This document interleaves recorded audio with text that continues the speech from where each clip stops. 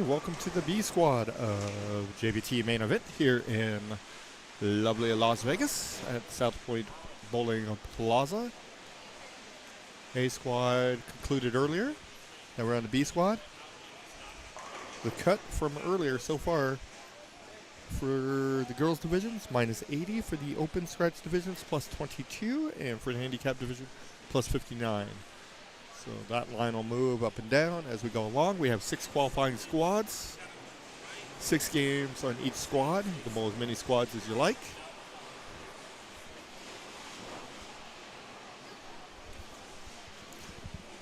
So we'll be back. We'll be starting here with game 1 here in just a moment.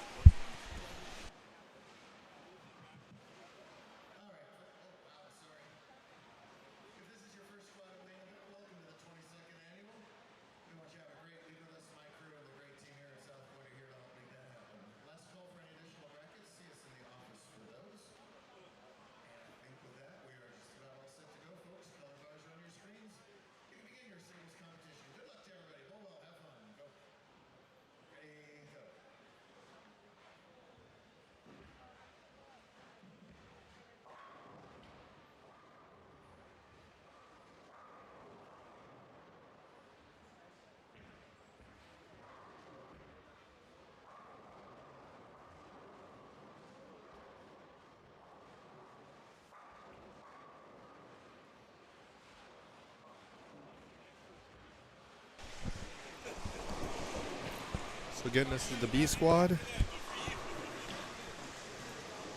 The next squad will be C squad starting tomorrow morning at 9 o'clock. Then we have a squad again tomorrow at 3 p.m. And then on the 28th, 8 a.m. and 2 p.m. All Las Vegas times.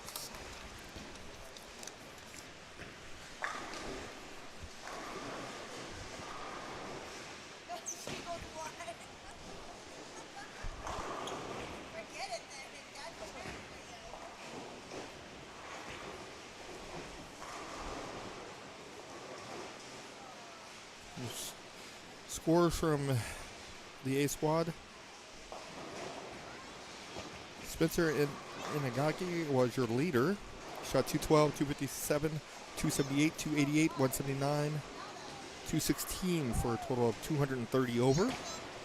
Kevin Massey was in second. Kevin Magnuson third. Caden Sham fourth. And Nicholas Kidd fifth. So that's your scratch division. For your handicap division, your leader, Aiden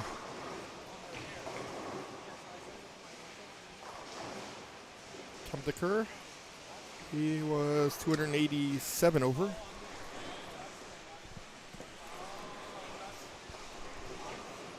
Shot 185, 213, 309, 269, 272, 239, and for 287 over. Those are all scores with handicap. Then the girls.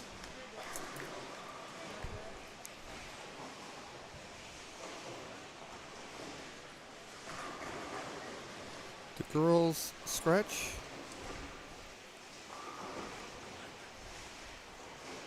Was Alyssa Rancy. Shot 204, 205, 214, 200, 226, 197 for 46 over. Ava McLaughlin was second. Nevaeh Rivera third. Jasmine Beck fourth. And Caitlin Roby was in fifth. Again, after the first squad, your girls cut was minus 80. The open scratch division plus 22. And the handicap division plus 59. You bowled earlier. I did bowl earlier. So how'd you do? What'd you think of the pattern? Think it's honestly a great pattern for this event. It was definitely longer. 46 feet. 46 feet, 30 mils. Yep. Ratio was 3.62 to 1. Are you sure? I thought Positive. it was 2. Positive, positive, positive. Could have sworn it was like 2 points. You can question me if you like. I am going to question you. But anyways, like, it played really well, and it held up for the most part. It was getting a little sketchy towards games 5 and 6. But It was fun. It was great.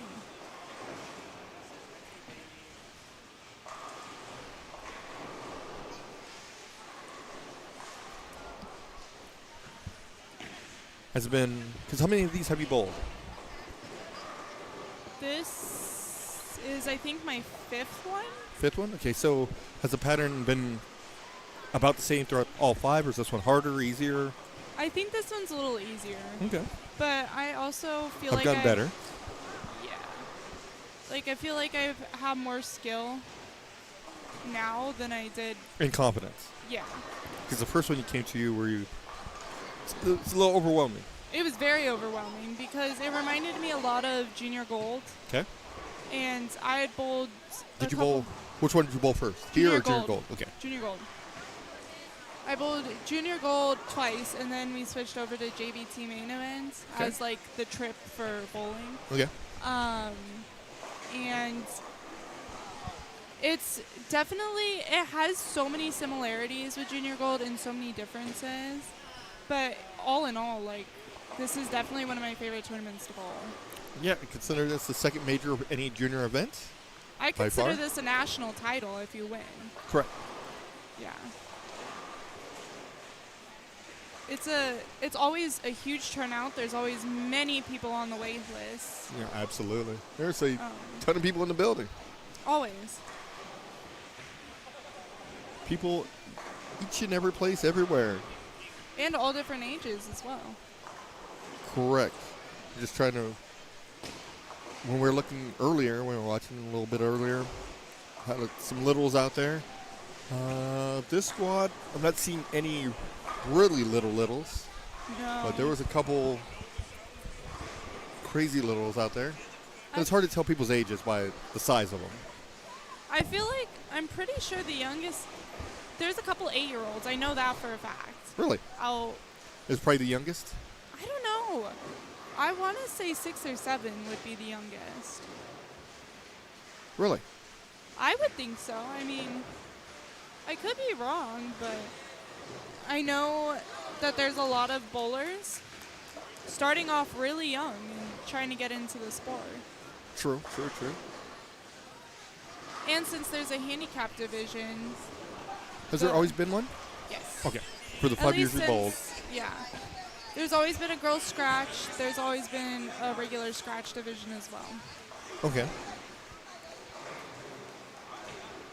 The first year, I made a mistake, and I bowled the handicap division instead of girls' scratch.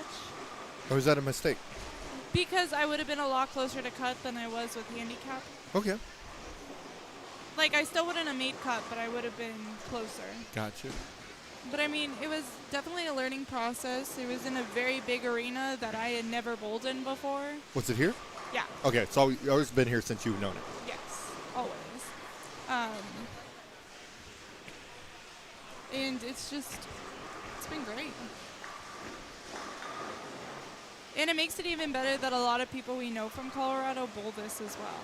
Like, all of the juniors I grew up with. And you've met a lot of new people through here. Oh, yeah, 100%. Some seriously talented bowlers. Oh, yeah. Girls that went on to compete on PWBA. Yep, like Caitlin. She does. Lindsay, I feel like I saw her just a few minutes ago. She's walking around. I did. She was coming up the elevator, or the escalator. Gotcha. She's very good. She just signed at Vanderbilt. Okay. You got a lot of college bowlers here too.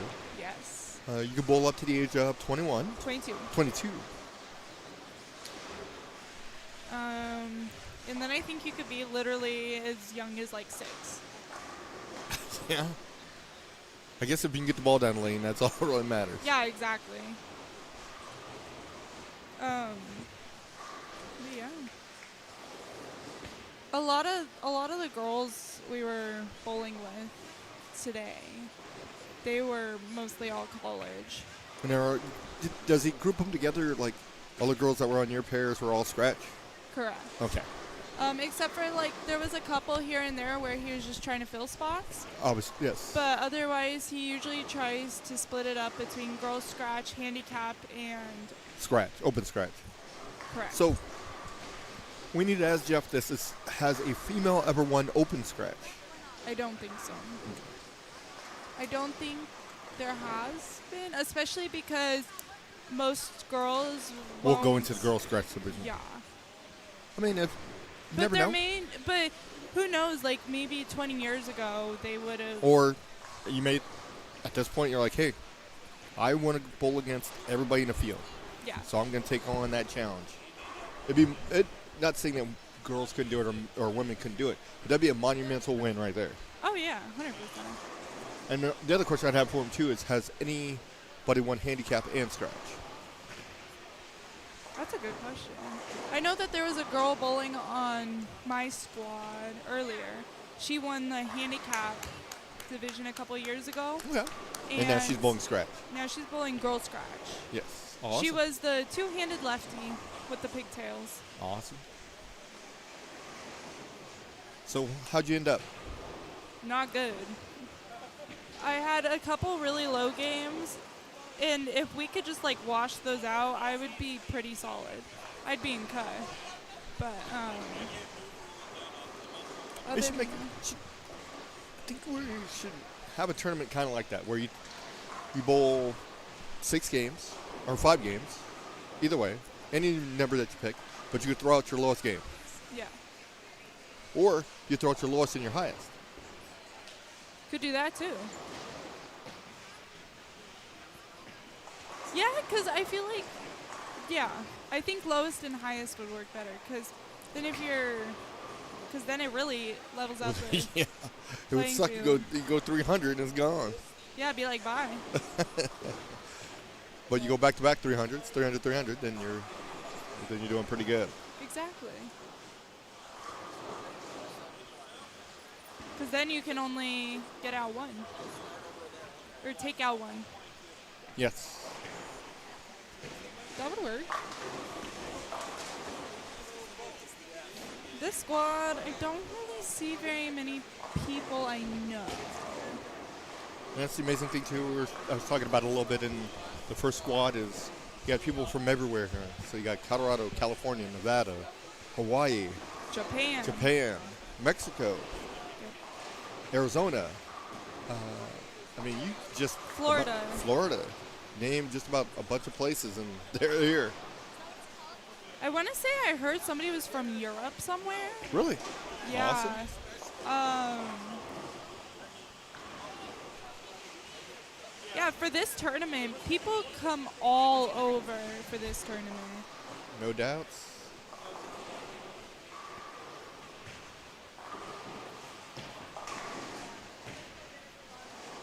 Well, let's look at some of the people we got going on 49 through 54. Here's a little lady on 54. Also one on 50. She's the A-bowler. She went spare. I'm pretty sure the girl that just bowled on 50, she does bowl in Colorado. Trying to find her. She's in there somewhere. We got a two-handed lefty on 52. Yeah.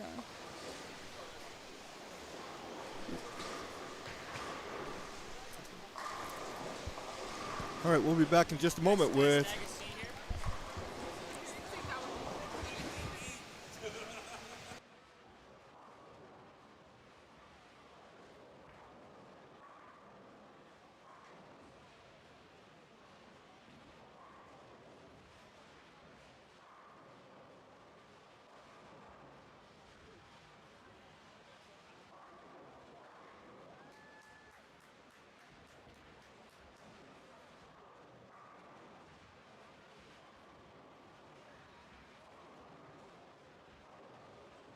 Okay, we have from the A squad, Kevin. What's your last name again? Magnuson. I know, I was just making it fact- hard Sure, on I you. know. He just doesn't know how to pronounce No, it. I That's did. what I was just messing It's around okay. with it. So how you feel like you bowled? I feel like I threw the ball. I know I went 199 over, but I felt like I threw the ball better than I scored. I left a lot of corner pins. I think I left 14 7 pins. You make them all? I did. Very good. I got 9 or more 57 times today, so I'm going to assume you're left-handed. that's a very good assumption. There you go. Either that or you're the right-hander and figured out how to get a little bit better into the pocket if you're leaving a bunch of 7-pins. How many times have you bowled this? This is my 4th year, but my 3rd year actually having a chance at winning anything. My first time I bowled it, I think I was 12, and I got 300th place in handicap. It's okay. It happens. But you got to start somewhere. Absolutely. So, and I was asking her earlier, so you bowled 4 times. How do you feel this pattern stacks up to the other 4 times? About the same, easier, or harder? So right off the bat, I can tell that the left side's more touchy. I mean, there's more a hook regardless because there's more reverse oil, so your ball's going to slow down more. Yep. Last year, I think, was 25 mils, but 21 of it was forward, so your Kept ball pushing. your ball would never slow down. So I think last year, for comparison, it was 45 feet, 25 mils, 2.63 to 1. I do a purple. And then this year is 3.6 to 1, and I had to shape the lane a lot more. I couldn't just throw it up the gutter. But I mean, there's way less. The lefties scored way less than last year. I feel like it makes it a little more of an even playing field. Okay. You definitely had to, but you didn't have to make as good of a shot because you knew you had room. Your ball would slow down. Last year, the righties, if it got right, it never had a chance. But this year, I feel like it's gonna make for a more enjoyable experience. Okay. At least especially for the handicap bowlers who don't Yes. bowl a lot. Uh-huh. It's gonna give them more enjoyable experience too. I think And they're that's- not going home minus 1,000. Yeah, Exactly. I think it'll make it easier for them to be like, hey, I learned something this time. Gotcha. Instead of just re-bowling and over again, you can take what you did from before. Absolutely. And how old are you? I'm 19. So you're in college? Yes, You go to school where? I bowl at St. Ambrose University. Really? Yeah. I've heard about that school. The winner 2 years ago, Lucas Finley bowled. Unfortunately, I know him Yeah. Yeah, unfortunately we do. Yeah, you know, and his brother. yeah. So what do you think of Lucas and Gavin? I think they're You can great. tell, you can Lucas- tell the truth. Lucas is got to be top 3 teammates because he's hilarious and just doesn't care. Like he's just, Are you talking about the right person? I'm just kidding. I haven't been around Gavin too much, but he's really good. He's quiet. He's quiet. Well, you guys might think he's quiet. He's not quiet at all. No, He's- I've been around him when he can't shut up. Don't get me Yeah, wrong, but that's no, like 95% of the time it's he won't shut up. there you go. I think they're both very good additions to our program for sure. Awesome. How's your team doing this year? So we started off the season. We won 3 in a row. We were 23-0 in match play, and then this past week we were here at the Glenn Carlson Collegiate Shootout. I think we qualified 4th and 5th respectively, and made match play and gave it a good run. But schools just had a better look. That's how it is sometimes. You're not going to win everything. But Absolutely. Nobody's went undefeated yet. yeah, It's nobody. just not going to happen. But Because in bowling, everybody's going to have a bad day somewhere along the way. Yeah. I don't care if you're the best player on the planet. You're going to have a bad day. yeah. It's just the best players have very little bad days. Thankfully for our program, I see very few teams in the country who have as deep of a roster as us, where we could have 3 bowlers have an awful day and we'll still qualify 5th or 4th because the other 5 guys are always ready That good. to compete. And didn't you last year place top 3? Yeah, I lost to Ezra in the final match. I had a pocket ripper 7-10 in the title match. I remember that. Yeah. Oh, you still remember that, don't you? 11 and 12 over here. The pair I fact that he started still on. remembers Exactly. the pair. Yeah. So who's a better left-hander, you or Lucas? Uh, Who's a better bowler? Sorry. it's very subjective what we're bowling on because we have 2 different skill sets. Okay. So Good answer. lighter volume, I think Finley's going to whack everything. But because I have more hand on heavier volume stuff, like on this, he didn't throw urethane, but I could because I had more hand. That doesn't mean he sucks or anything. Correct. It's just Absolutely. how you match up. Everybody's different. But I think in a team aspect, we work very well together because we can both strike at the same time and work when one's not, vice versa. If I not have a look, he usually does. If he doesn't have a look, I usually do. Okay. And sometimes the stars align and we're both, Have a great look. yeah. There you go. So, Awesome. And then who else? Is there anybody else here from your team? Nicholas Kidd, he had 299 in the sweeper yesterday. It was, I think he got top 4 or top 5 in the sweeper. What did he leave? I think it was a 10-pin. He was plus 193 this morning also. Solid. Yeah. Anyone else? My Mia Almeida, my girlfriend, her first time bowling this. Awesome. Yeah. So she's enjoying it so far. I was going to say, she's mad and miserable. She may not be your girlfriend again. She'll be like, I'm Yeah. out of here. I I'm put not her, doing this anymore. I put her in handicap because she gets 32 pins a game, and she was like, "Why would you do that? You know I'm not a handicap bowler." So I think she's going to both scratch the next 2 squads. She's done with that. She sees the scores and like, I'm not doing that. So She's like, I'm good. Awesome. Yeah. So you got to line her up. yeah, You got to help her. Is she left-handed? she's right-handed. Good But side of the fence. bowling's her third sport. So What's the other two? she does diving and gymnastics. Really? Yeah. Awesome. So And she's really good at which one? Which one? If she could pick one, which one would she take? definitely diving. She's Really? an immaculate diver, for lack of a better word. You got to be courageous to be a diver. Yeah, she's Better person than I am, that's for sure. definitely Do you, courageous. do you dive? I do not. I would probably break my neck if I tried it. Absolutely. But And where'd you meet her at? I met her at school. At the pool? At school. At the pool, though. No, definitely not. The pool was probably frozen when I got there. It's probably. Yeah. Awesome. So is she like a super high level diver? I would say so. Yeah. Okay. Through 2 tournaments, through 2 meets, she's already qualified for nationals. So, Awesome. That's solid. Yeah. And you can go watch? Definitely. Smart man. If it's within the realm of possibility, yeah. Smart man. So Smart man. Because you'll be in big trouble if you don't. if I don't, she'll probably beat me up and then kick me outside. And what lane is she on now? She bowled this morning, but she sorry. bowls the three morning blocks too. So Okay. yeah. Awesome. Cool. Well, I appreciate you. Is there Right. anything you'd like to say to anybody besides your lady friend? No, I think we're good for now. Do you know this guy? Oh my God, Drew Ballard just showed Oh, up out geez. of nowhere. It's that You dude. forgot I get it. I wouldn't want I him did- on my team either. I get what you're. I know where you're going. We were talking about who's from our school, and I completely forgot you were here for a second, so I didn't mention it at all. It's okay. We all forget you. I know. He's the last person I said a word to before I came up here, so that's even worse. Drew. Honest mistake, Jeez. honest Awesome. Got everybody Well, if forgetting need about you. Anything from us, just holler.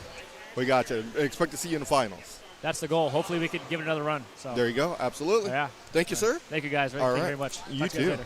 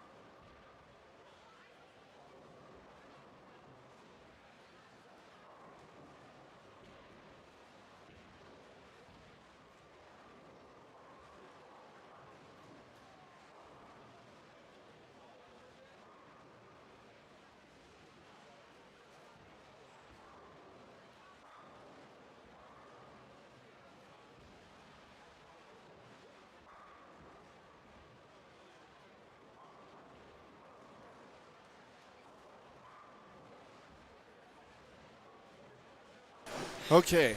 Now we have, who is this here? We have one Gianna Panetta and one Madison Lee. What is your middle name? Lauren. I don't like that. Okay. So Madison Lee. Okay. You guys bowled this morning. Yeah. How'd you do? Minus Pretty well, 76. actually. Yeah, minus 71. Okay. That was, so technically you're in the cut right now. Yes. Both of you. And Yeah. you were Yeah. minus 76. 76. Yeah. So she beat you We by were- 5. Yeah. Yeah. 9 and 11 are our placings right now. So There you go. So what'd you think of the pattern? It's playable, but it's tough. yeah, Okay. it's You just can't close your eyes and throw a ball. No. no. Awesome. You guys. So how many times have you been here? This is my first time. Really? Yeah. Gianna, I would have never guessed that. Madison, I know you've been here at least twice. No, This will is be your my second time. Yeah, this is my second time. Meaning- Yeah. Gotcha. So what made you come out this time? She dragged you out here? No, I begged my parents. I Yes. literally, I begged. I was like, please, for Christmas. Yeah. Awesome. Awesome, awesome, awesome. And they granted your wish. They did. I'm so happy. Is to it be everything here. you thought it was, or Yes. and more? And more? Yes. I'm so happy to be here. It's living up to the hype. There's a lot Yes. of people here. There There's is, a and everybody's lot of really people. nice. Really? Mhm. Oh, I've seen some mean people. Oh. No, I'm joking. Oh. It's a joke. Hey. There's this guy walking around. His name's Sean. He's really mean. Oh my Oh my god. god. That would be one Sean Lee. That would be your dad. Indeed. Yes. When I talked to him next, I had a question. I was thinking about this while we were driving in. I'm going to have you answer it first. If you were to say what is his biggest achievement in bowling, what would it be His biggest achievement. in his mind?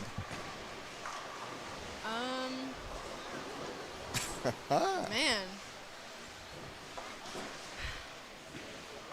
That's a very good question. You're supposed to know the answer. I would probably say bowling on tour. So even higher than winning the New Mexico Open. That would be my second guess. Okay. Even higher than shooting 300 nationals. Nationals That doesn't mean anything? Isn't, I don't think nationals is very high in Okay. his ranking. I think you'll see. Yeah, we'll see. You'll get home and be like, well, I didn't know that meant that much Yeah, for you. I didn't know that about you. What is your biggest achievement in bowling?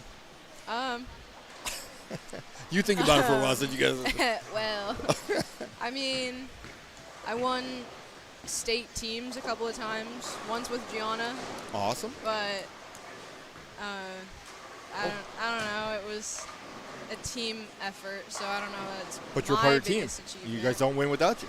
Yeah, that's true. I don't know. I haven't reached my biggest achievement yet.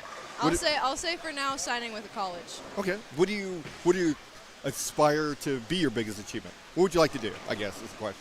You want to bowl on tour?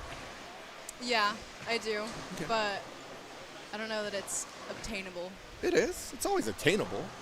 Yeah, Just got to put the work in. It's tough, but it can be done. true. What about you, Miss Panetta? My biggest achievement is when I won state. Awesome. It's something I'm really proud of. As an individual. Yeah. Yeah. So you didn't need her on your team. Yeah. She's dragging you down. No, I She's love just that good. I didn't feel like I won state for team because I was sat for all of it. That is So accurate. I didn't feel like I partaked in earning it. Stop. But your team would have never got there without you somewhere along the line. Very true, yes. See? That is what I was told a lot. You've always got to look at the positive sides. Awesome. So what is your aspirations in bowling? Would you like to bowl on tour? I would love to. Okay. Awesome, awesome. What is the highest game you ever had? 289. 287. Oh, so you got her there. Got her there. It's like, I got you here. I think both of you are going to go over that this weekend. I would love to. I agree. I would love to. No, no. He's like, hey, you know what? Absolutely. I'm. Yeah, I'm going to. There I'll you- do it right now. Oh, let's not get carried 20 away. minutes. Oh, wow. Calm down. I like the confidence, man. There's somebody who wasn't so confident a second ago. Now he just turned it on. And we're going to school. Oh, by the way, sorry. Oh, Newman University in Kansas. I hope it's a university when you say Newman. Yes. Excited? Yes. Ready to very go. excited. And you're going to major in? I'm thinking education or psychology. And you go to, I'm going to go to Colorado Mesa and Grand Junction. okay, and major in? Biology. Really? Yeah. I would have never guessed that. What do you What like would you about have guessed? Not biology. That's tough. I love the planet. The planet? The planet. Biology, the earth, the study of life. It is the Nature. study of life. Because what triggers my head when I say biology is the study of the human body. Is Yeah. biology. But when you say the planet, that makes sense. It does make sense. Okay. So how can we make this planet better? See? Literally. questions are- If people just throw their trash away, our planet Ooh, would be sorry. so much better. And consumerism. Everything you have ever bought in this world is still here. Yeah. For the most part, absolutely.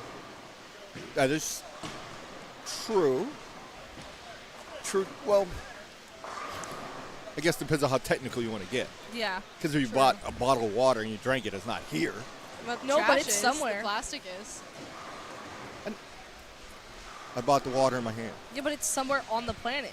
Not necessarily. But it takes a lot of time for that plastic to... No, yeah, the plastic takes forever to go away. Mhm. Plastic will be with you into the end of time. Exactly. So, okay. I got something for you then. So what do you drive? A Chevy Equinox. Okay, fair. Good mileage. Yes. Was that a consideration when you got the car? No, it was my mom's car. Okay. And what do you drive? GMC Terrain. Oh, so she don't give a damn about the plan. She don't care about none of that.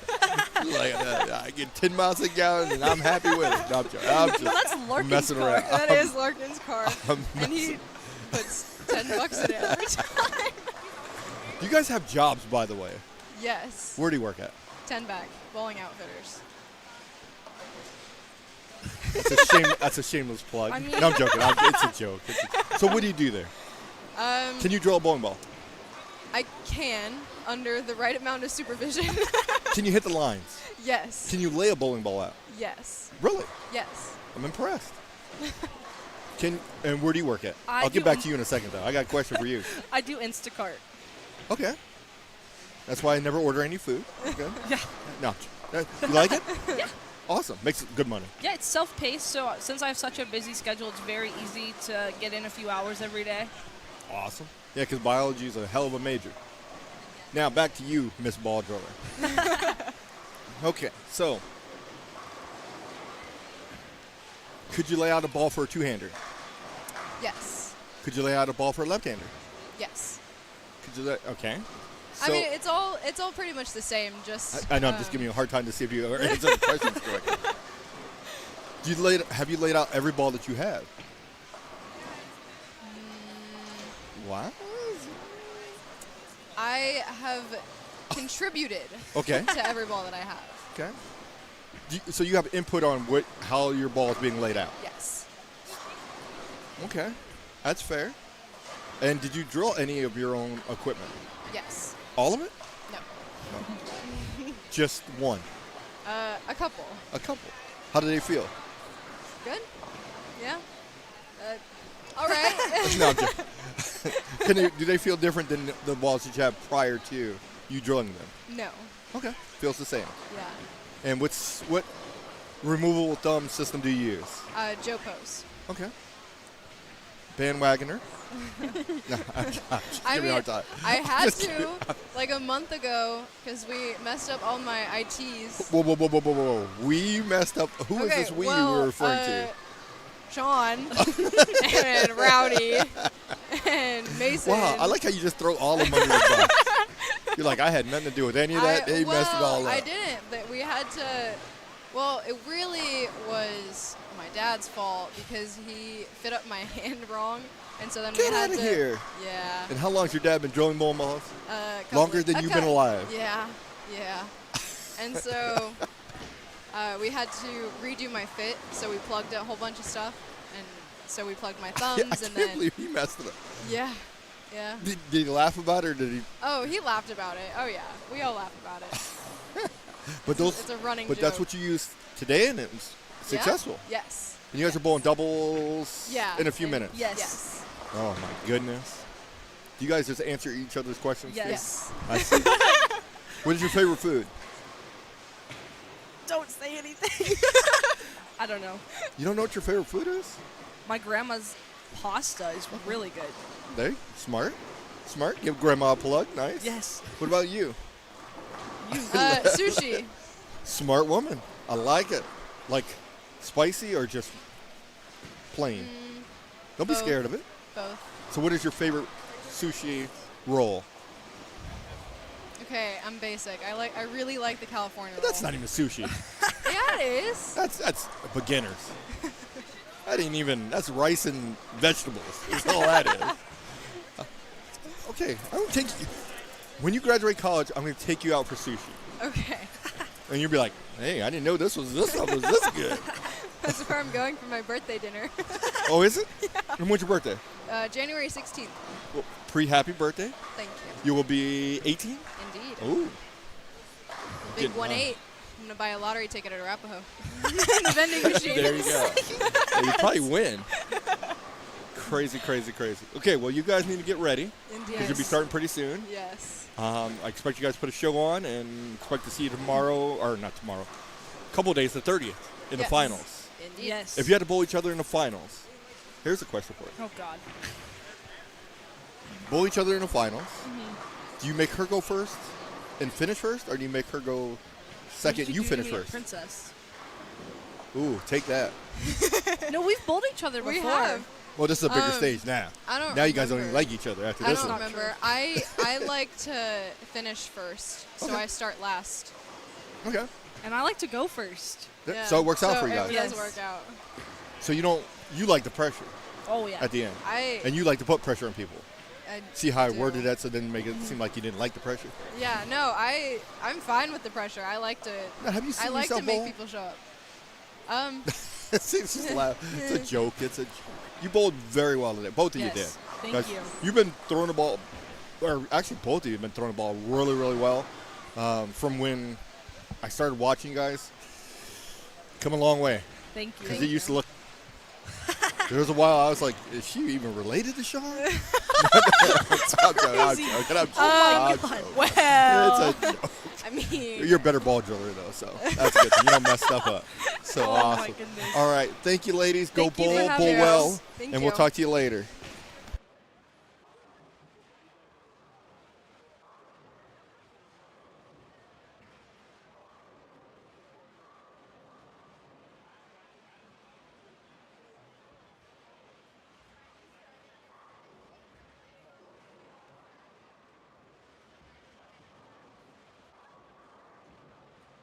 All right, finishing up game one. Looks like on our pairs on 49 and 50, we got A bowler shot 229, B 171, C 116, D 152, E 204, and 183 for the F bowler. 51 and 52 are A bowler 112, B bowler 162, C 144, 110 for D, E 199, and F 145. And 53 and 54 are finishing up. And we'll be back with game two here in just a moment.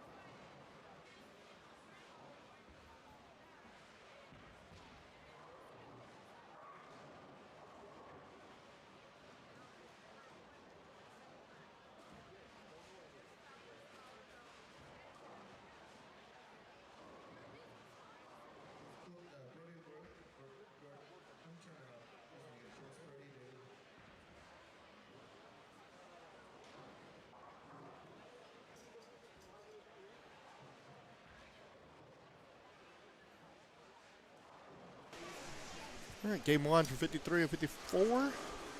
Looks like A bowler 126. D bowler 152. E 127. F 146. B is finishing up now. Got a spare. Little strike here. Get to 142.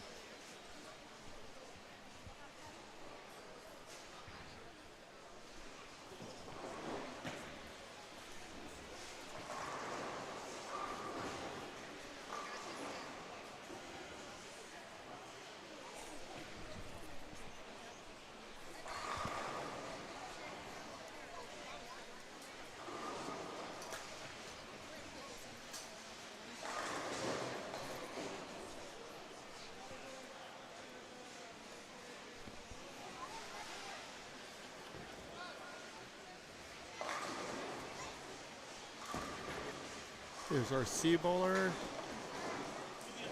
These are splits. That'd be a 210.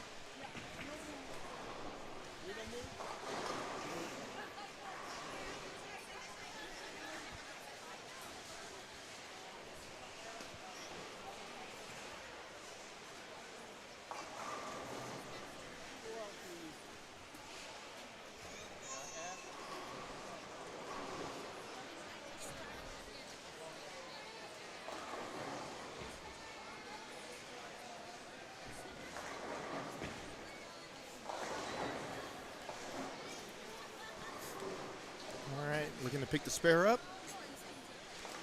Gets one there. So finishes at 160. All right, game two getting underway here in just a moment.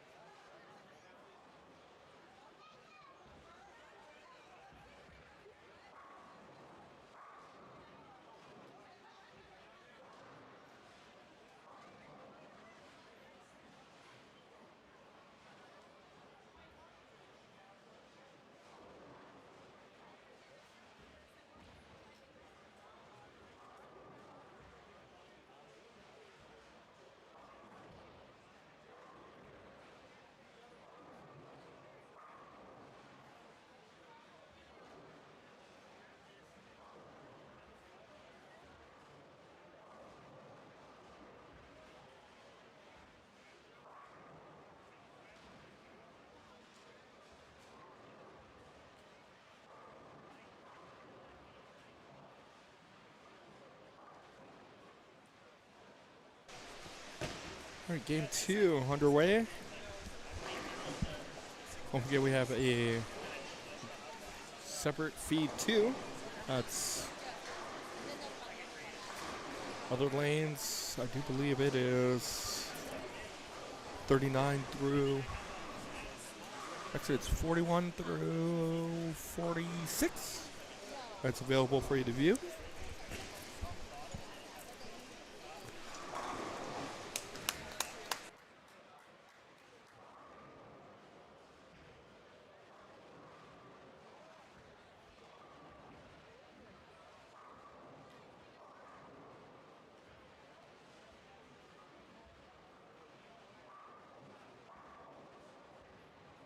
All right, now we get the other side of the Lee family. And I'm going to start off with the question. Hello. Hello. The question I had, because I was thinking about this on the way in. I said, if I talk to Sean, I'm going to ask him this question because very accomplished in bowling, all these things. What do you feel is your one biggest accomplishment in bowling? Being able to orientate myself in a building, control my emotions. If it's like a self thing. Okay. If it's a tournament thing. Okay. Man, that's a tough one. So from a perspective, because I thought about several things. New Mexico Open, ranks pretty high. Yeah. Yeah. Nationals, shooting 300, ranks pretty high. Yep. Even though your daughter said, that meant nothing to him. I don't know what you got going on at the house. Okay, what about getting inducted into the Hall of Fame? That's probably that and the State Hall of Fame as well. Yeah. Pretty big. Because it's like you don't do those things because like, oh, I'm going to make Hall of Fame one day. Sometimes you don't even know how that works. Exactly. And it's like 1 year I was Bowler of the Year, Team of Honor a few years in a row. And like, well, how does that even work? and so I was telling Maddie, look, just wake up and go do the things you love to do. And I always tell her, someone is always watching you. Absolutely. No doubts about it. You never know. Someone is always watching you. They're watching how you behave. Yes. They're watching what you do.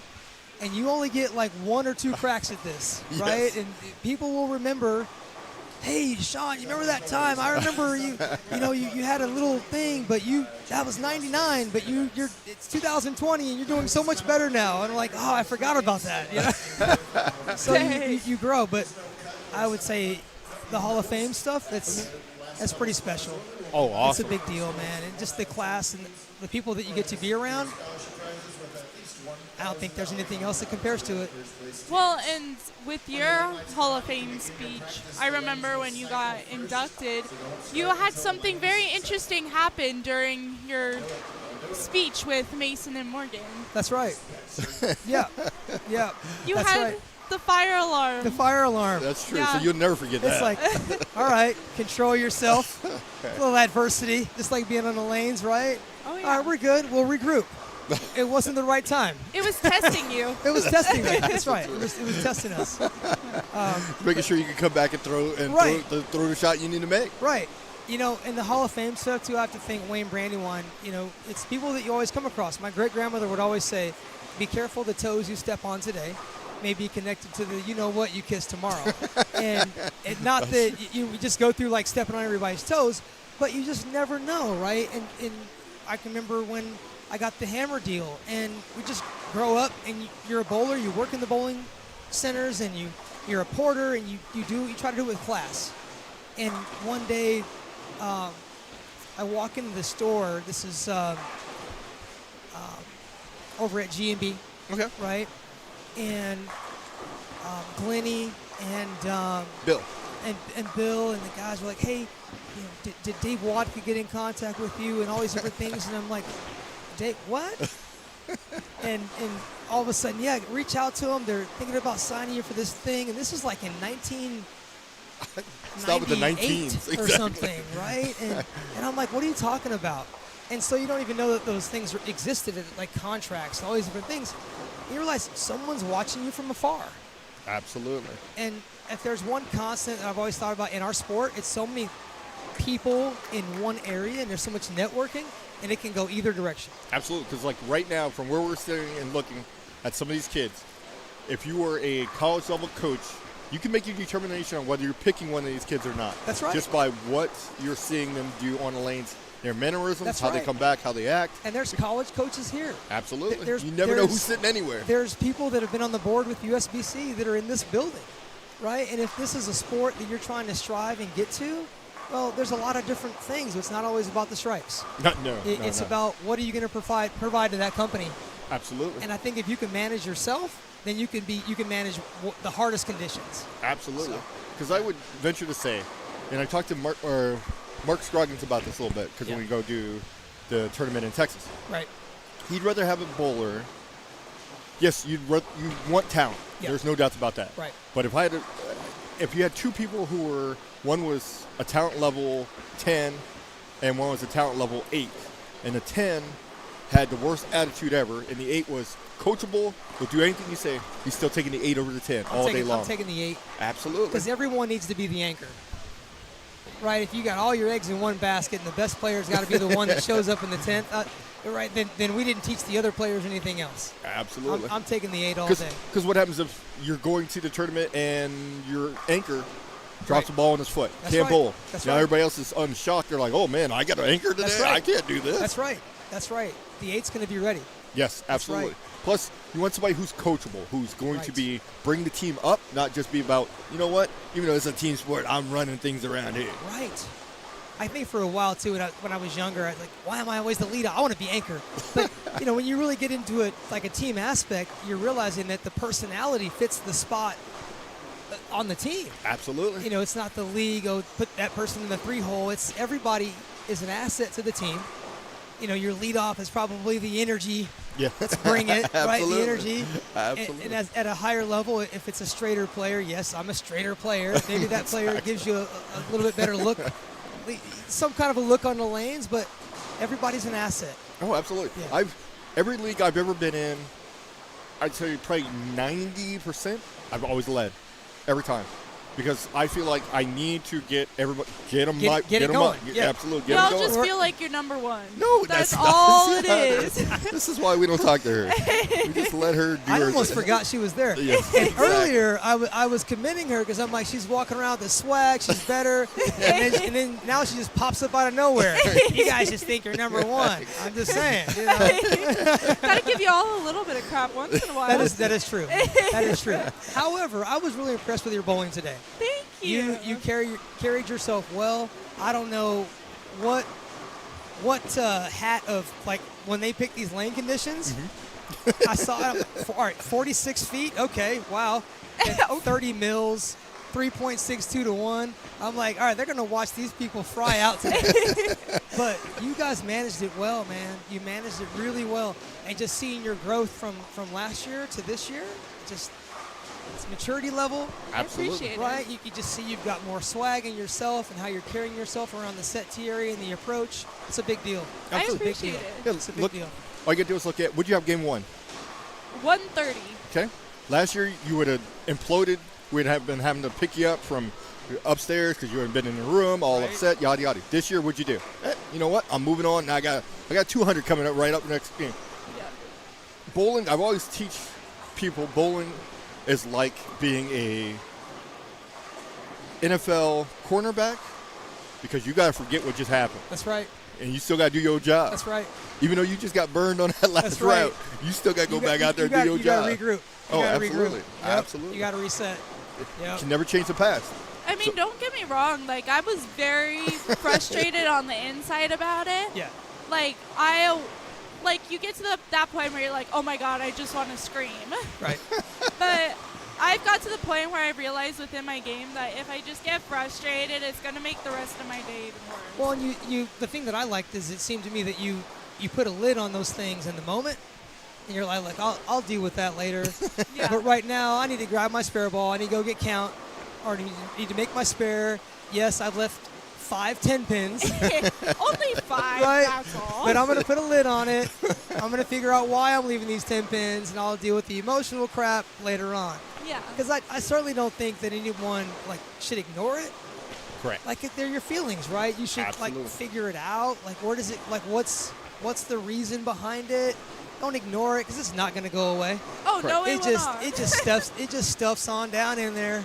Correct. And then one day it just It blows up. it Exactly. just blows up. Because we have a golden rule. If you do bad, you got how long till You have an hour. you got an hour to vent it That's out, good. get it working. Yeah. When you win, what do you got?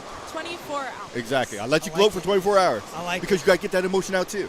Because when people say, "Oh, you got to keep this even keel, even when you win, you shouldn't be showing emotion," you have to. What's the Well, point of getting there? And I feel like today, especially, I was on a pair with a bunch of girls that truly, wanted to bowl. For example, Madison,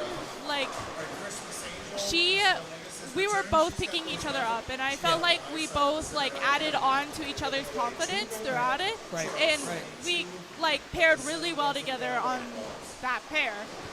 So I felt like it also, when you're bowling these tournaments, it's really important to be with the people that build you up instead of bring you down. Yeah, you uplifted each other. Yeah, that's a big deal. And the other thing too is you guys kept it about bowling in the set tee area, right? You were locked in. You had a little bit of conversation here and there, but you guys were about your business. Yeah. You weren't worried about what was going on down there over here. So and so did this. I can't believe she texted me that. How do you know No, we that do never that? happens. Right, That never never happens. happens. You guys kept it about your business. And the nerves, it's I would question anyone if you weren't nervous. I'd be I would question what your intentions were. if you Correct. didn't have any nerves. Cor- It's just managing it, right?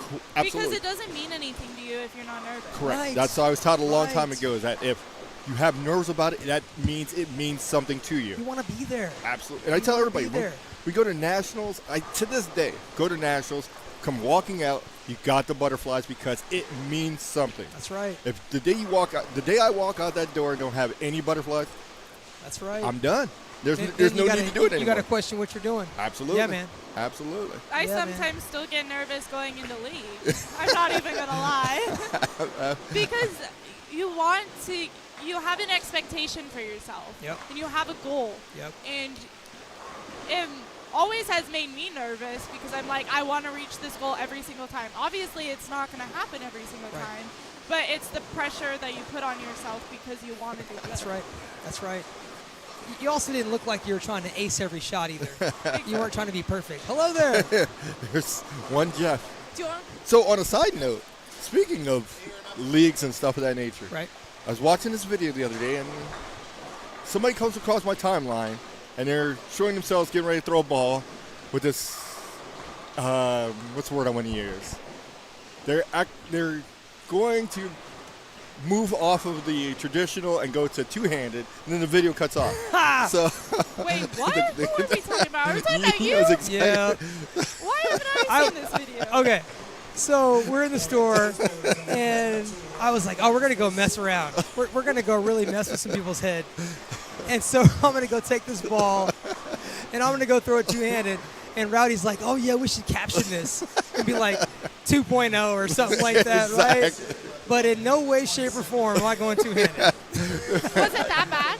No, It wasn't, I mean, it wasn't like throw up in your mouth bad, but, you know. Wait, can I see this video? I no, want to see he never shows who's throwing the ball. Smart man. Yeah. Smart I man. want to see Yeah. this video. But I think It's it's, hilarious. you know, coaching, we got to know the game, right? We need to know Absolutely. what's happening. But let's just say the body isn't moving as flexible at 50. Absolutely. But, I was going like- to call you up and say, dude, Like yeah. the How's hips that traction weren't- working? Yeah, man, the hips weren't really like. Well, you do know that you are now closer to 100 than you are to 0.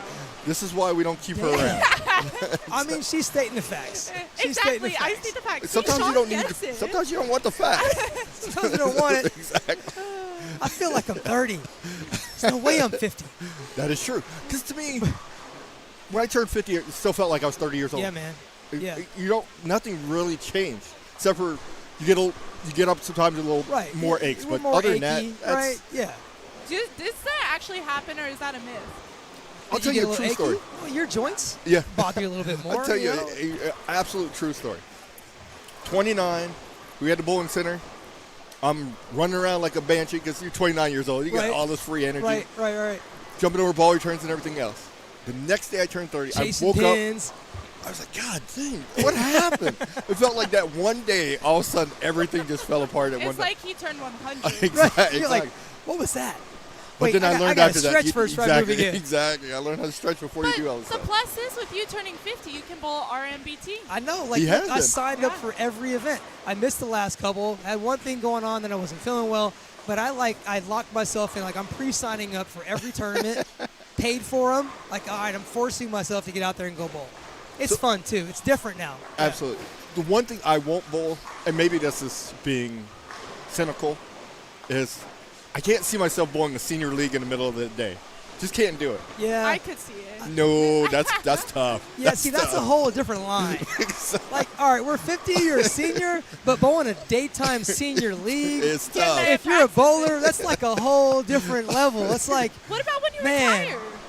when I retire, that's a different story because Yeah, I'll I'm probably talking be like about now. 60, Oh, right? But like right now, There's no way. just because the rules say you can do it, nah, I'm good. Especially for like an adult league bowler, like we bowl at night. We don't bowl no day league unless it's a pot game. Exactly. Well, some pot Exactly. games, right? But a daytime senior league, It's nah. Realistically, That might mess with our head a little bit, man. Not realistically, yet. how many people your age bowl during the daytime on the senior league? Not really. Not that many. Yeah, not that many because I think it's like an unsaid rule. You just don't do it. Right. All the peers I know that are my You age just do don't not do it. bowl a day. They don't bowl a daytime league. That's also. I bet it's like if you do that, you kind of curse yourself. Like, nope, you'll be 60 the next day if you do that. No shot. No shot. We're not Y'all doing are that. hating on the older people. We're not hating on the older people. Just saying. No, they earned it. They earned the right to be able to bowl in the daytime. So Yeah, you free haven't cup got of there coffee. yet. Yeah, That's true. That is a free cup of coffee. That is a free cup of coffee. That's right. Now, before you leave, I do have one more question for you. Okay. Because your daughter put your business in the street. Oh man. She said that you messed up drilling her ball. Man, see, here we go. It's I'll okay. tell you what she Rob said. Here messed we up go. drilling my ball. No, too, I haven't. so That's a blatant it's lie. okay. That is a blatant lie. You know the great thing about your kids is, Hey, just tell any kind of story. Think people believe any of this stuff. well, I remember she got her first like performance pair of shoes, and she had like the Raquels that slide on both sides. Absolutely. And one day we're in the shop, and Marianne's like, Madison, how do your feet feel right now? Because those shoes look like they're a little small. She was in these Raquels. They're like a 5Y. Like when you're a kid, they're still in the Ys. Yeah. Man, she should have been in a women's 7. There. And I was like, they're fine. You're good, you know. Just ride it out. So she's in this growth spurt at the time when I fitted her hand up for fingertip and all that. Hand was really, really flexible, and I probably stretched it out a little bit. Your own kids, look, suck it up. It works. You're fine. Exactly. I might have stretched it out a little bit. So I don't know. It was like a couple years ago, and then Mason's refitting her hand, before he went to law enforcement. Uh-huh. And he's like, I'm getting a different number. And Dad, you messed up my stuff. My span's all wrong. So that's been the thing. Gotcha. Because I asked her, I said, because she said, I can hit lines, I can lay out bowling balls. I said, cool. I said, so what interchangeable thumb do you have? She goes, I have Joe Pros. I said, oh, okay, cool. She goes, the reason why I had to get Joe Pros is because my dad messed up my layouts on my other ball, so he changed all this stuff. Oh, wait. That's what that. she said. Oh, that. Yeah. It's okay. Yeah. Don't feel bad. Rob's messed it up, so that's why I drove my own Yeah. too. Dad had a misdrill. Yep. And I was like, all right, well, these are 1.5 inch diameter. We're going to Joe Post. There you go. Hey, Did it on purpose. I wanted you to try new Joe Pros. Sometimes you I was got like, okay. But you can still learn something every day in this business. Absolutely. Not above Absolutely. making a mistake. Absolutely. And that's the thing is, what I try to preach to people who come in and shop Right. is, and then come in, oh, this person messed up.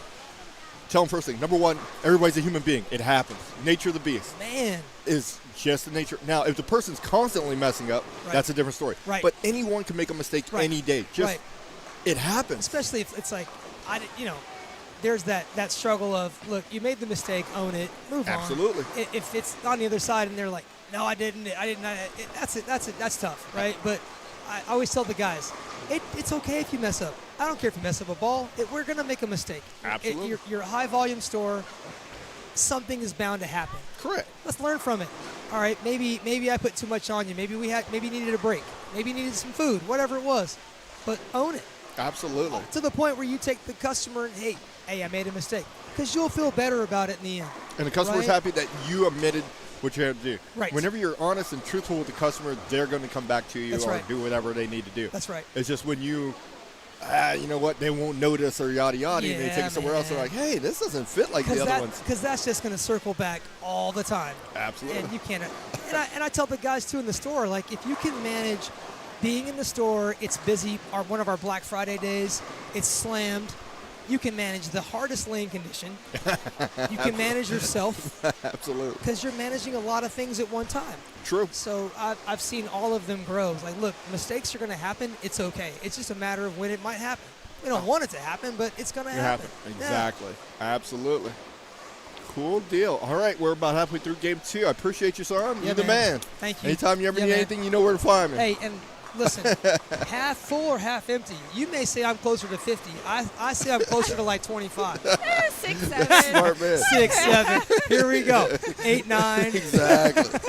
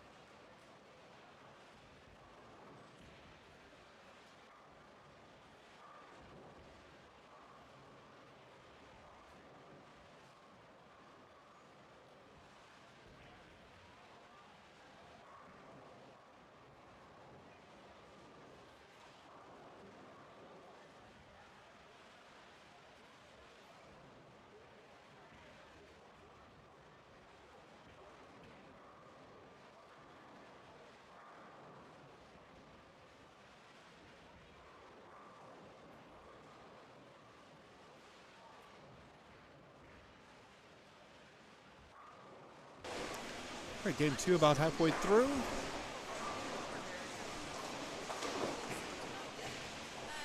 Again, we have 3 different divisions. We have the open scratch, handicap division, and girls scratch divisions.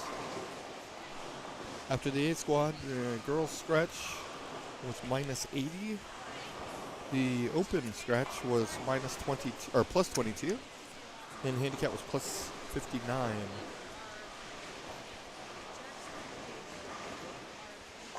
This event features 6 qualifying squads.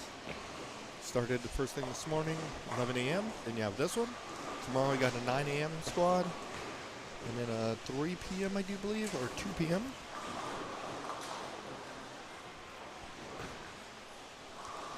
So tomorrow's 9 and 3, and then on the 28th, 8 and 2. They'll all culminate with the finals on the 30th. After qualifying squads are going to take the top 40% in open, top 40% in handicap, and top 50% in girls scratch. Double semis to determine who are going to be your top 8 in the open and handicap divisions. And the girls will take the top 6. They'll bowl bracket style finals to determine your champion. So we still got a long way to go. A lot of qualifying still to go through.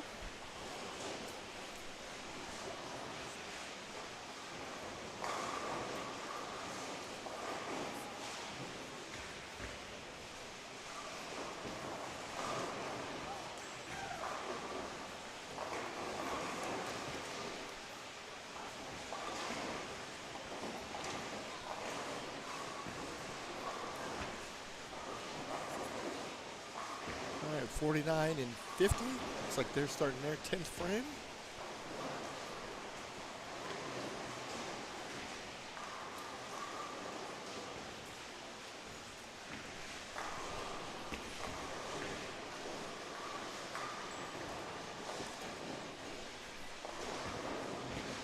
Your D bowler is finished with 176. Start off with a double, spare, then 3 opens, and then a double, spare, and then 9 in the fill. Your A bowler had a double going into the 10th. Unfortunately, leaves a split in the 10th. 4, 6, 7.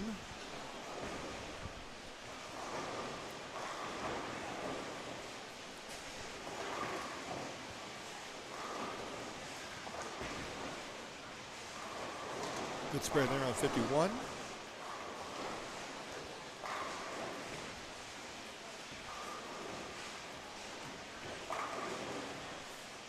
So your A bowler gets 1, puts him at 146, sorry. Was on that strike, so I give him 2. B bowler gets the first strike in the 10th. Your B bowler start off with a spare, turkey, spare, and then a turkey to get us to the 10th.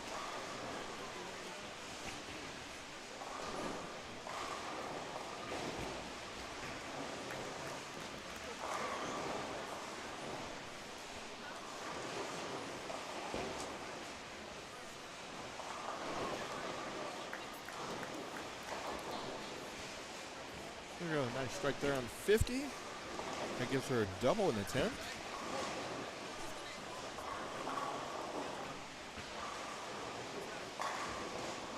Strike there on 49. It's the first one in the 10th, but it gives them 4 in a row.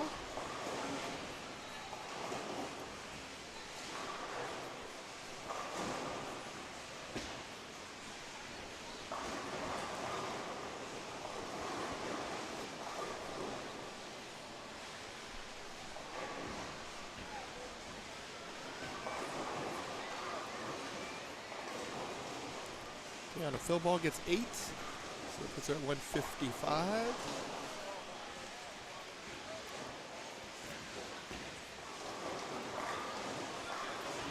Second one in the 10th for our B bowler on 49.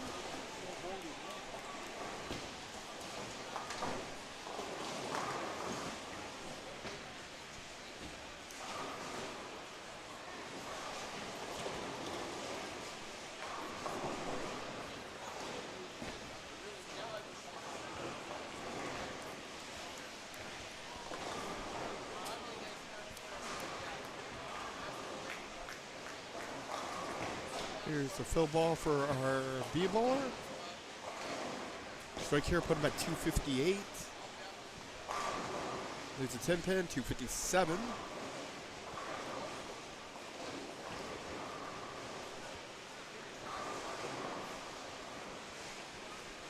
Got a washout on 50. Gets one there, so our F bowler is going to finish at 146.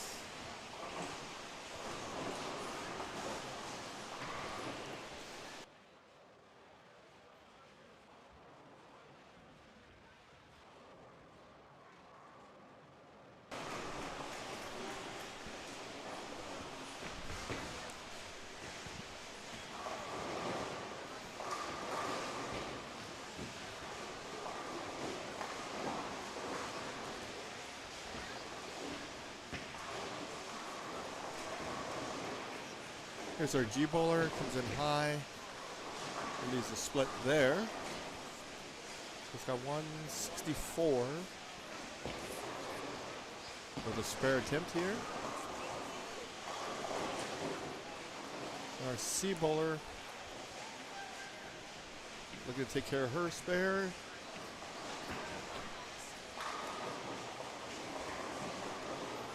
Does do that.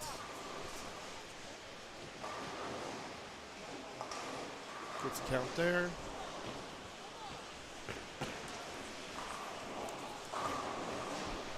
Sit down. You're good.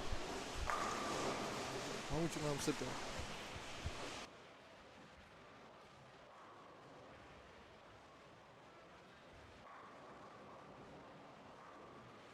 All right, we're getting close to the end of the game 2.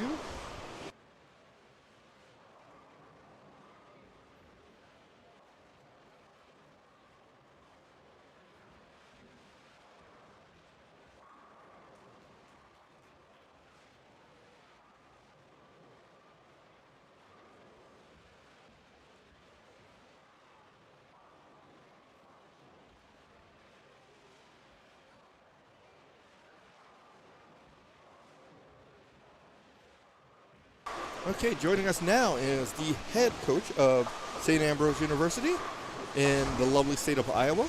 Yep. How are you, sir? I'm wonderful. Just got in town about 3.5 hours ago. So. There you Yep. go. Was here for 7 days, flew home for 4.5, and now back for 13. So There you go. rigmarole around Christmas. Yeah. Awesome. Program is thriving. We're doing okay. Yeah. Yeah. Exactly. A lot That's of, coach lot speak. Of, a lot of talented bowlers have come. Yep. That's because of them. Yep. So, Absolutely. So what do you look for when you're looking for a prospective athlete to join in your program? Well, it's always been one word, and I don't see that word ever changing, and that's character. Awesome. Yeah. You got to have strong character in life and in bowling, and bowling mirrors life. You're going to go through some challenges on the lanes and behind the lanes, and it's how you get through them. It's not the mistakes that get you, it's how you react to them, and you know, you, like I said, life throws some curveballs at you that you don't even see coming, and bowling, you might have 7, 8 in a row, and all of a sudden you Greek church, and now what are you going to do about it? Absolutely. And you could throw that one really well in Greek church. No doubts about it. Probably be the best one out of the 7 that you just had. Just because you throw the ball good doesn't mean you're going to get 10, and some really bad shots do get 10. So Exactly. That is it's a crazy game that we play. most definitely. Over the long run, it evens out, but on the short run, it can be very befuddling. Yeah. So now I'm going to put you on the spot. Who's the best player you ever had in your program? I can't answer that with one word. I know most people would be quick to say Cam Crow or Nate Stubler. Okay. But we have a young man right now, Kendrick Siders, he's as good as anybody I've ever coached in my life. Awesome. I mean, he's got all the shots. He's got ice water in his veins. I've seen him bowl really good. I've seen him bowl really bad. If you're with somebody for 4 years, he's a junior at Ambrose. Okay. But if you're with somebody, if somebody's with you for 4 years, you're going to see their best and their worst. Absolutely. But Kendrick's tough. Zach Grime, we had him. We've had some really good bowlers over the years. Yeah, and most definitely. You can't do what we've done without a lot of talent. Oh, So, yes. And that goes back to what you said earlier as how you measure it on character. You Yeah. want to see Yeah. somebody at their best and somebody at their worst. Yep. And that's how you're going to figure out who they really are. Yeah, yeah. And I mean, on and off the lanes. Absolutely. I mean, like I said, bowling, it's I always compare bowling. I think the thing that throughout my life I've seen coaching, the closest thing I can compare it to is poker. You or I could beat the world champion in a poker tournament. That's true. But if we played against them in 10 tournaments, they'd probably have every nickel you or I have. You know, same way in bowling. I mean, anybody can beat anybody at any given time, but boy, talent over the long run gets it done, and absolutely separates the best from the people who are really, really good. Is over the long run is what it boils down to. Yes, longevity, right? Yeah. Everybody, and I mean, you got to be pretty good sometimes just to have a moment in the sun. But the better players, you know, it's like in horse racing when a horse has a big move. You know, that horse can be okay, but the better the horse, the longer that big move lasts. Absolutely. Just like a bowling career. That is true. Very good point. Yes, because whenever I've coached kids, that's what I've always told them. It's like, hey, do not, the way I teach it is this. There's some great bowlers in this world, but you cannot fear them. You have to respect them, absolutely. Yep. But they put their pants on one leg at a time, and anyone can be beat at any day, at any time. It's exactly the way I've always coached that way. If you go in fearing somebody, they've already got one leg up on you already. Yeah. And it's going to be hard to overcome that. You have to respect everybody, but you can't fear anybody. You have to believe in yourself. Absolutely. You hit the nail on the head there. Yeah. Yes, you got to. And that's why I try to coach all my students too. Is you got to have confidence in yourself. Can't. There's one thing I can never give you is confidence in yourself. It's impossible to do. We can coach everything except for heart. Yes. We can't coach heart. No. That comes from within. Yes. And you know, over the last 15, 20 years, coming to events like these and SYCs and Team USA trials and Junior Gold and the big events, there's more and more and more good players at a younger age than ever before, and that's you know, the old adage, the future of the sport, and that's why it's enjoyable coming to these events because you see it all. Absolutely. Like here right now, if somebody was to say, because there was a point in time, I'm sure you heard it, I've heard it all, bowling's dying, it's dying, it's dying, it's dying. But you come here, at the top level, it's not dying. Correct. And here's telling you that there is a massive, massive, massive desire for it to be at that top level. Oh, yeah. Yes.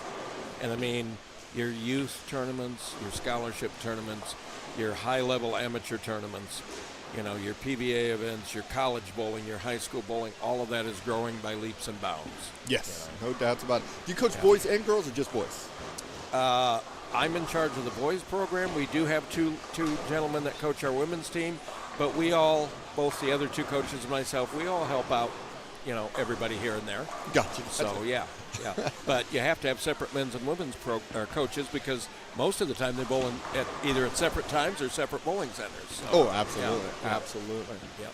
Yeah, and the other coach that we're that I've had a long relationship with for a long time, as well as, and we go to their tournament that they have in Texas, is Mark Scroggins. He's got a great program down there. I've known Mark forever when he bowled PBA and stuff like that, and that's one thing when we were talking about it is, and what's he looking for in an athlete? Because she asked him when we were there last time. He said, what would it take to bowl in your program? I said, number one is, are you coachable? Yeah. I said, it's one of the very first things I'd look at. You can have all the talent in the world, but if I can't coach you, what good am I going to do with all that talent? I had a gentleman, he's probably 32 now, but when he was 16 or 17, he'd been after me for a while to give him some lessons, and we just couldn't work timing out. Finally, we did, and I said something, and he said, I just don't think that's going to work for me. And the third different thing I said, when he said, I just don't think that's going to work for me, well, we're still waiting on lesson number 2 because he wasn't coachable.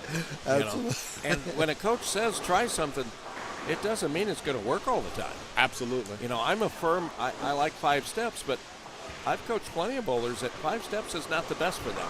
Correct. Everything doesn't work for everybody. Exactly. So when I say try something, try it. If it doesn't work after a while, we don't have to stick with it. So 110%. Yeah. But coachability that's a huge thing that you're talking about. Yeah. Absolutely. And then the other coach that I've had forever too is Mike Diaz. I don't know if you know him or not. The gold level coach. I don't know him personally, but I know who he is. Yeah. And one of the first things he ever taught me in the coaching ranks, because he's like, hey, you make a really good coach out here and all these things. 'Cause I never thought I was would be good at it. I was good at dealing with people, but then the coaching factor and learning all these nuances and stuff like that, that took a little while, but I think you got it down now. But yes, he's like, when you're dealing with an athlete, just they're going to show you the way, and you just help them get to where they need to go and coach them. Do not try to make a robot out of everybody. No. Everybody's different, so you're going to make different people. You don't so on need and to so forth. reinvent the wheel on every bowler that comes through the door.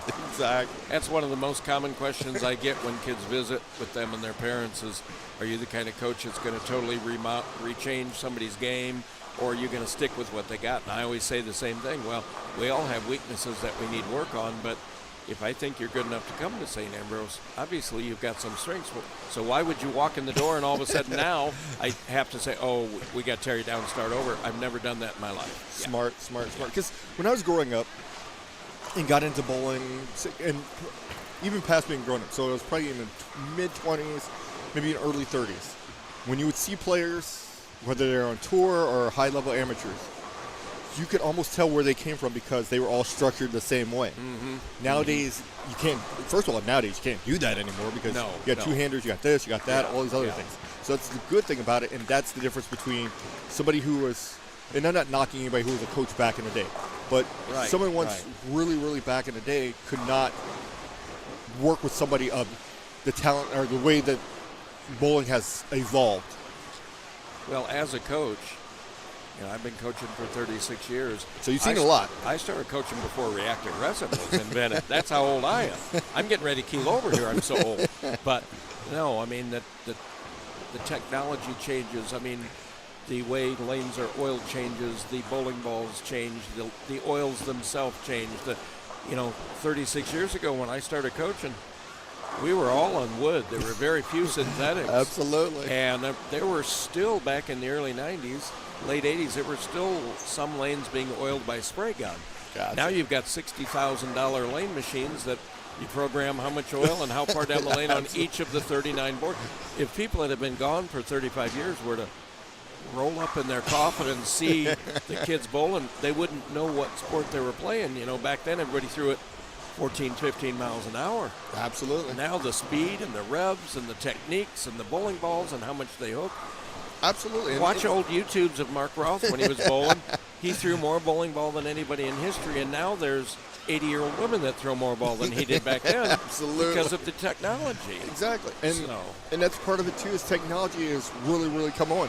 Back then, everyone used a 16-pound ball because it could hit and knock the pins down. Yes. Now you don't need 16 anymore. You don't need to wear and tear balls. 90% use 14 or 15. Absolutely. Yeah. And that's where I get people coming to the shop or coming to me for coaching or whatever, and they're like, well, I need a 16-pound ball. For what?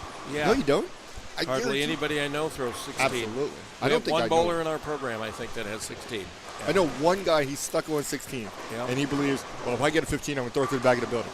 And I'm half tempted to put a 15 in his bag one day just to prove a point. Because I always tell this story, too. This is how it could be misinterpreted. We had joined the league. It was me, Carrie, and another couple. And this company sent me some bowling balls. So I was like, well, I want to see how good these bowling balls are. So I'm not going to just drill one for myself. I'm going to drill for the other three people before I sign this deal to make sure it's going to be good or what have you. That's the way I did it. And so we drilled all four balls. And when we first got there, they were like, oh, the husband was like, oh, they're all 15. She throws 14. All right, well, we'll figure it out. So we drilled them all. She threw it for half a year. Never had a problem. One day the lanes were really, really dry. Went back to her old ball. That's when she realized it was 14. And never threw that ball ever again. Yep. And it's a lot of it's perception. Yeah, yes, right. It's just, it was super hilarious because she was like, that ball's too heavy now. It's like he threw it for 6 months. It's the old placebo effect. Exactly. Right. Absolutely. Yep. But yeah, I mean, I personally, that's the one thing that I did when I probably turned 50 or 51, maybe a little bit before that. I was thinking about going to 14 anyways. I was like, I'm just going to do it. Doesn't make any sense to. And so then got a 14. The company I'm with, they sent me a 14 by accident. So that was my omen to go ahead and throw 14s. Threw to 14, never looked back. And people were like, throw 14? I was like, yeah. Why? I don't need to throw 15. Don't need to throw 16. I'm 25 doing years pretty ago, good. 14 probably wouldn't hit, but today, Absolutely. 14, a Correct. lot of people are throwing 14. Absolutely. Yep. Absolutely. Well, that's just part of the technology changes in that. I mean, years ago, the pins used to be, when you had new pins, it took 3 weeks for them to fall over. Now they come out of the box and they fall over because they're rounded bottoms. And, I mean, Absolutely. that's why people average 240 today when high average 35 years ago was about 210. Absolutely. Absolutely. Before urethane came out in the late 70s, hardly anybody averaged 200. Correct. You go to nationals, you shoot 200 at nationals back in the early 80s, late Yeah. 70s, even mid 80s. Yes. You averaged 200, you were doing great. Yeah. Now you average 200 there. Look at you. I mean, yes, it's tough. Nationals is difficult. Yep. But you average 210 there, and people say, okay, that's about right. Yeah. Like, yeah, oh, right. okay. Yep. It's all relative. Oh, I most mean, definitely. college bowling, a lot of good bowlers, they get to college and they average 220 on their house shot in their junior leagues, and they get to college and all of a sudden 183. Exactly. Absolutely. And that's the amazing thing, too, about this sport, which some people get, some people don't, is I don't care to a point how good you are. Anyone can be shut out. And anyone, if the layman so desires, Yes. they can make it so you look like you have no idea what you're doing. Yeah. And More, especially when you get to that league level. Yeah. More often than not, when you get to a high level of skill, it's hard to shut somebody out because Correct. that's why That's the they're toolkit. good. It's because they're versatile. But we all, have our one-trick ponies, and Absolutely. it's like being a left-hander. If the left, I just had this conversation with somebody. If the left side isn't very good, all the lefties in college are keeping the clipboard and being cheerleaders. There you But go. if the left side's in play, every team's got their lefties in. And just last week we were out here for the 2 tier 1s, and I commented, Dennis Hacker, Kegel did the 2 patterns for those 2 tier 1s, and I commented to Dennis, I said, in my opinion, those 2 patterns were very, very fair left to right. Okay. And that's a tricky thing sometimes. Absolutely. If you try to shut somebody out, sometimes you give them the bone. And if you try to give somebody the opportunity to score, sometimes you make them impossible. So, I mean, that even for people at Kegel or Nick Hoagland, even experienced lane pattern designers, it's not all science. There's a lot of art to it because you've got weather, you've got surface, you've got strength of field, you've got topography, you have types of oil used, lanes, you have so many variables. Yeah. I was talking to somebody this morning about that when we first got here, and they were talking about patterns. And they're like, well, how did you come up with this pattern? I said, well, probably had Kegel help out. I said, Kegel's very, very good. Yeah. I said, even them at their best, it's still a glorified guess. Because there's no way you're ever going to be able to, because you can't predict. Topography is never going to be the same across the whole house. No. Just nature of the beast, as well as the different things. Humidity, whether you turn the air conditioning on, turn this off, what time did they oil it, how long did it sit.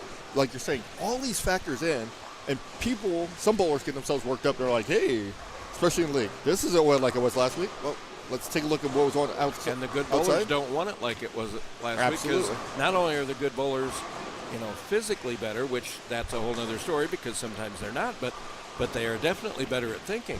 Yes. And versatility and, trick shots and keeping the ball in play and patience and, attitude. I mean, most good players are better than, not just physically. Absolutely.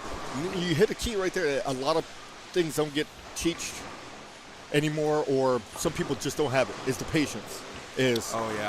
Waiting and waiting and waiting, because sometimes that's what you got to do. When you get on a tough pair in a tournament, whether it's college or any other tournament you're going to bowl, you have to realize, okay, this pair is tricky. How can I get out of here, still be in the tournament when I get off this pair? Absolutely. Because it's easy sometimes to shoot 140. We just did that a week ago tomorrow. We shot our first ever Baker 300, and then we moved down to the last pair here, and our ball is hooking when it hits the floor. We were on the end pair. We shot our final 2 games on that pair were 140, 170. Okay. And we just shot 300. But guess what? all pairs are not alike. Correct. And we did a really good job of figuring out the first pair because we were only plus 11 for our first three when we had our Baker 300. Okay. But we didn't do a very good job of figuring that other pair out. Exactly. And that's the way bowling goes. Absolutely. No doubts. No doubts. Bowling is, and that's where it doesn't give the credit that other sports have.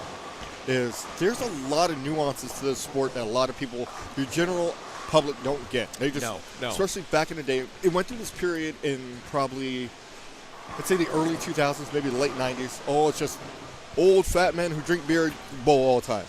You're like, okay, and then we got rid of a little bit of that stigma of smoking in the bowling centers and all that stuff. Yep. So we've reinvented ourselves pretty good. We just need to teach people, the layman and the general person, that when they see somebody on TV shoot 2-0 and they just shot 220 in league, that they think they can beat that person. In 1987, I had my first honor score of any type. I shot an 813, and people in my office where I worked for the Department of Defense, people said, Eric, why don't you go out on tour? You could beat some of the scores of those guys on TV.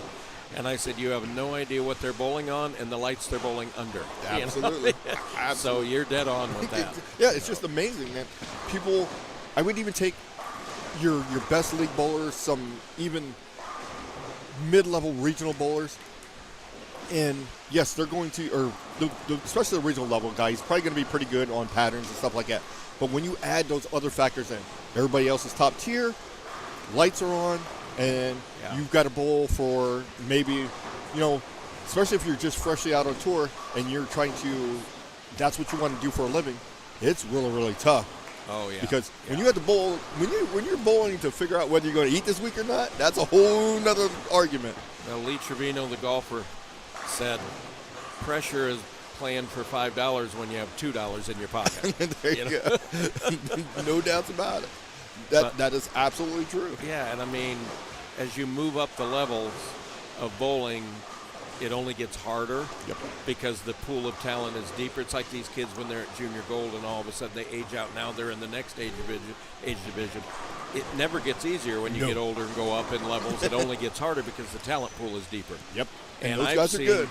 just in the 16 years I've been coaching collegiately, it is dramatically different now than when I first started coaching collegiately. The level of talent and the more and more and more good bowlers. I mean, when I first started coaching collegiately, I said I thought there was a big 7. There were 7 schools I thought that were clearly better than the rest. And now a couple of years ago, I said that is now the big 13, and pretty soon that's going to be the big 20. And Exactly. It makes our job harder as coaches, but that's what we want for the future of the sport. Absolutely. No So- doubts about that. And that, any bowler, that's why you got all this talent here. They want to come and bowl against the best bowlers. That's how you get better. You don't get better pounding on somebody who you're 20 pins better than. No, you don't. No, you don't. And You challenge yourself. And I think we talked about that a little bit with Gavin and Lucas. Yeah. They're both on your team. You guys come up through juniors. You got to be the biggest fish in the pond in juniors. Yep. So now you're going to the next pond. Now you go back to the drawing board. You start over. You're going to pick it up. And if you want to achieve to that success of being a professional player, you're going to have these different marks you're going to have to hit.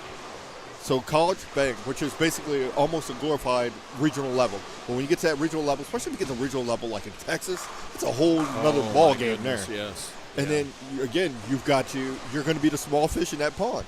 Then if you can make it to the professional ranks and you got the top 64 in the world, and you happen to be, even if you're the 64th best person in the world, those other 63 are really good, and they got something for you. Yeah, I mean, I've got 5 of my bowlers bowling here right now, and actually, I think, it's 5. Got Kevin Magnuson down there, got Drew Ballard down there, got Elias O'Halloran down there, and Gavin and Lucas Finley, and I know Nick Kidd is here also. He's not bowling tonight, but I know he's here. And most of those kids were pretty well known before they got to college. And guess what? Your top 30 or 40 youth bowlers in the country, the top 10 or 12 programs are all looking at those kids. Absolutely. So the recruiting part of it, Gordon Vatican once talked to me when we were having a conversation, and he said to me, Eric, everybody thinks I don't have to recruit because it's Wichita State. He said, I have to recruit as hard now as I ever have. And I said, yeah, because the bowlers you're recruiting, guess what?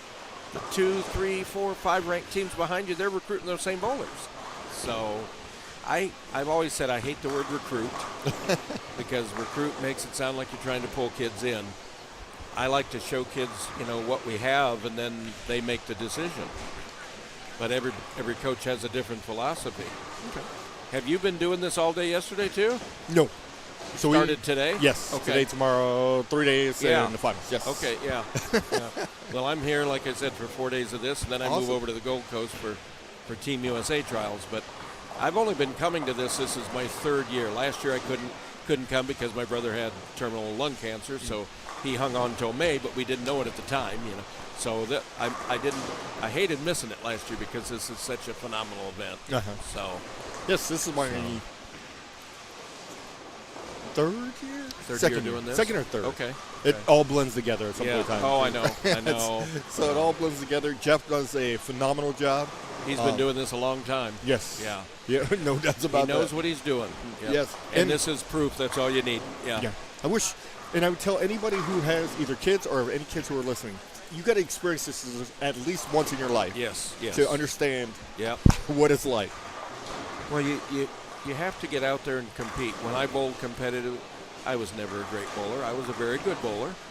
But when I bowled, I wanted to bowl again in the biggest tournaments against the best competition, regardless where I finished. Mm-hmm. Sometimes I did well, sometimes I didn't. That's everybody. Yeah. But I'm the same way as a college coach. I want to bowl the biggest, best tournaments against the best teams. There you go. You want to know how you stack up. True. I know there's a lot of other factors, travel and budget and availability and things like that. But still, if you have the opportunity to get out there and compete in an event like this, it's only Do going it. to make you better. Yes. It's never going to make you worse. No. The one thing, and that's why I preach too, is that when I was growing up, we had a bowling center, so I'd bowl. Thought I was really good. So, go down to Texas, I got something for these guys. Yeah. By the time I got back in the car coming back, I had 2 things to figure out: either quit or get better. That's what my old coach Bob Neff used to say. You do one of 2 things: you keep working and keep getting better, or eventually you quit. Absolutely. Erin McCarthy, who won the Women's U.S. Open several years ago, she was bowling our Greater Iowa Scholarship Tour events that I've run for 27 years. She started when she was 15. And when she aged out, she gave me this huge thank you card, which I still have. And it is the most, it's just like a novel, which she wrote in there. But she said, Eric, I'll never forget coming in there at 15 thinking I was something special. She goes, it didn't take me long to realize how much I had to learn. But look, and she worked hard. She kept bowling up. Pretty soon she's a Women's U.S. Open champion. There you go. You don't get that way by staying at home sitting on the sofa. No. You get out there and get your rear end beat enough times to where you will continue to work on what you need to work on. Absolutely. So you figure can out your compete flaws at that level. Yeah. Yep. Yeah, you're 100% right. That's what I always instill is that no one's got every tool in their bag. But Nope. you need to have as many tools as you possibly Yes. can. Yep. That's the difference between somebody who's good and somebody who's great. They've got a lot more tools. Well, you look at somebody like Tiger Woods when he came on in 1997 and dominated the tour. Well, guess what? He didn't do everything perfect. No. Just like Jack Nicklaus. Jack Nicklaus was not known as a great chipper, but he did enough other stuff good, better than anybody else, to where he could overcome that. It's like Tiger Woods when he dominated. People said, Tiger could win with his B or C game, and he could, and he Exactly. did many times. And Hell, he won the U.S. Open on a broken leg. There you go. I mean, Exactly. how many of us could have done that? No, exactly. No one's been out there walking around, that's for sure. Yes, But that's the difference of how somebody becomes really, really great is I'm going to be able to beat you with my B and C game. Yep. The other story I've told many times too, and this is a little bit into that regards, is we had a center and we had a regional, and Chris Barnsley came, and he's bowling. So in practice, he's just shredding racks, and he comes up to, at that time, I think they just came out with the name pattern. So, but you still had a lane man, and then you had Pete McCordick was our tournament director. So he comes up to the counter and says, hey, if you guys are going to put this out, you might as well just go ahead and give me the trophy now. And this is the first time I met the guy, and I'm like, this dude's very, very arrogant. I mean, obviously he's a high-low boy. He probably has to be, but this is incredible and crazy. And the lane guy was like, you know, because he met him before. He'd known him for all these things. He's like, all right, whatever. So Chris goes out to his car. True story. Goes out, gets 2 more bags, 3-ball bags, so he's got 6 more balls. This is early 2000s. Just high flushes all 6 of them. So, all right, that's impressive. Circles the tournament, circles the field, killing everybody. Back then they did the best 2 out of 3 for the finals. So he happens to be bowling a local guy who's, he was on tour a long time before Chris, so he's really good. And Chris comes up to the counter and says, okay, for the finals, the first game I'm going to bowl his line, second game I'm going to bowl mine. There won't be a third game, by the way. He goes 269, 279. Walked out with the trophy. That day, I was like, that's when I really looked deep down and said, you know what, there's no, I mean, that takes a lot to be able to be we keep that good. College bowling, we keep statistics, for single pins, multi-pins, overall spare shooting, strike percentage, fill frame percentage, splits and washouts left. And I hear people back home, and I'm sure you do, and everybody does in every corner of the United States and the world, when you hear people say, well, I'm a really good spare shooter. And you watch them miss 2 single pins every week in league. Exactly. Well, if you miss 2 single pins in 3 games on a house shot, you're not a good spare shooter. No. And when I see some of the spare percentages in college bowling on what we're bowling on, and if you're at a high percentage there, you're a good spare shooter. Awesome. And it's nothing against any of those, because you can be a 230, you can be a 225, 230 average bowler and not be the best spare shooter if you're throwing a 6-bagger every game. Exactly. It's the other thing I preach to kids too is because, especially when you get them around junior high, first high school, towards that level, they're like, they hate shooting spares. Don't want to work on a spare game. I said, okay, I'll concede this to every one of you guys. If you could throw 8-bagger every game, you don't have to shoot another spare in your life. And how many bowlers do you and I know that throw an 8-bagger every game? There you go. I can't name one. Exactly. Because I guarantee if you threw an 8-bagger every time you shoot out, it doesn't matter what the other 2 are, you're going to have a good score. You got it every time. You don't have to worry about that spare at that point in time. Yes. You're not going to lose too often, put it that way. But a lot of tournaments you bowl on, you're not going to see many 8-baggers, so you better make your spares and keep it in play and be patient and have all those intangibles that separate the good bowlers from the great bowlers. Absolutely. So. And learning, the other thing we preach a lot too is learning scoring pace. There's going to be tournaments where scoring pace is 180, 200. Don't think you're going to go out there and shoot 240, because all you're going to do is put yourself in a bind, and then next thing you know, you're shooting 150. That's where you get yourself in trouble. You've got to understand scoring pacing to really get to be a great tournament bowler. Yeah, I'm a statistician and a numbers freak, and I had many of my best friends say, Eric, you would have accomplished more if you hadn't been so worried about the numbers. And I say, well, you may be right, but I said, I always had to know the numbers because I wanted to know heading into the final game if I'm 50 off the pace or 20 off the pace, whether I gamble and make a big ball change or a big move on the lane, or whether I play it closer to it's the same way next week when Team USA trial starts. I'm going to run a little seminar for some bowlers that have asked for some help, and my bowlers and that. And that's one of the things we're going to talk about is scoring pace, because each of the 5 lane patterns are going to be, significantly different when it comes to scoring pace. Yep. And you have to realize, okay, so I'm 30 over after 3. That number doesn't mean anything. It's where are you in the standings? You got it. I mean, if you're averaging 210 and are winning a tournament, who cares if you're averaging 240 and not winning a tournament? It's all relative. The only reason that plus or minus number is next to your name is because they have to keep the standings. Exactly. But makes it easier for me who's keeping the standings. Yeah. But scoring pace, you have to be cognizant of what is going on the lanes that you're competing on. Yes, absolutely. And there's going to be tournaments that scoring pace is 240. Yes, now you're on a strike fest. Yes. You've got to figure out how to strike. Yep. But when it's 180, don't give the pocket away. Nope. Don't try to come out the hole and shoot 240 when everybody else in the whole building is shooting 180. In college, a lot of times we got 9 spare, 9 spare, 9 spare. We're probably not going to change balls and make a big move looking for a 3-bagger unless we know we're significantly behind the pace. And that's patience and experience and things like that. But that's part of being a competitor. It's not just physically, it's not just mentally, it's strategically as well. That's equally important. Maybe even more so, because it doesn't matter how good you throw it if you're not aware of all these other factors. True. Yeah. True. Which is great for people like me that did not have a lot of physical talent. The only way I was able to compete with bowlers that threw it better than me were because of those intangibles. I thought pretty well. I was kind of versatile. I had a great spare game when I was a good bowler, and that's part of bowling. Not like you said earlier.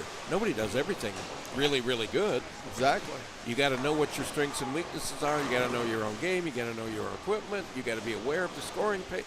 All those things factor in. Most definitely. And that's the other thing about today's game versus back when I grew up too, is now another thing that you piled onto all those things. Because back in the day, you just had to know, you mentally be probably better than somebody else and then have physical gifts to be able to bowl, be able to hit a target, so on and so forth. Yep.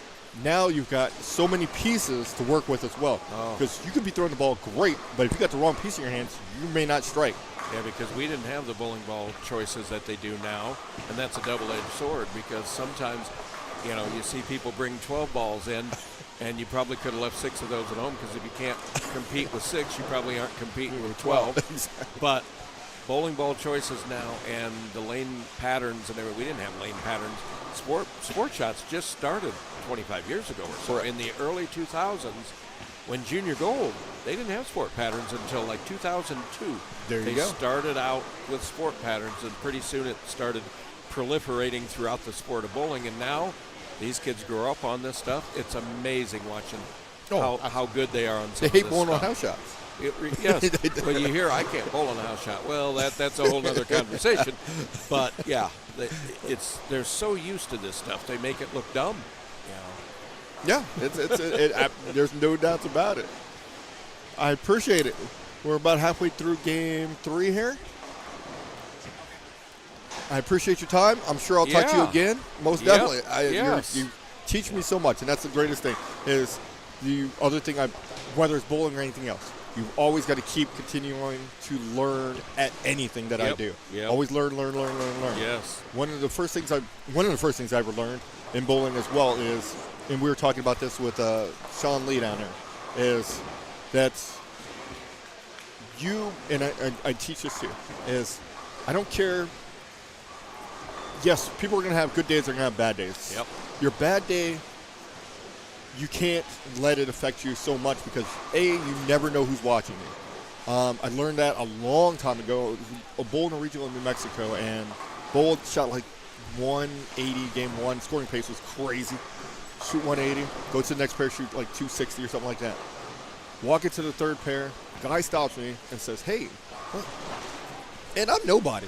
And he says, "Hey, I'd like you to meet my son, blah, blah, blah, yada, yada." He was just impressed that, you shot the 160, didn't get upset, get mad or anything like that.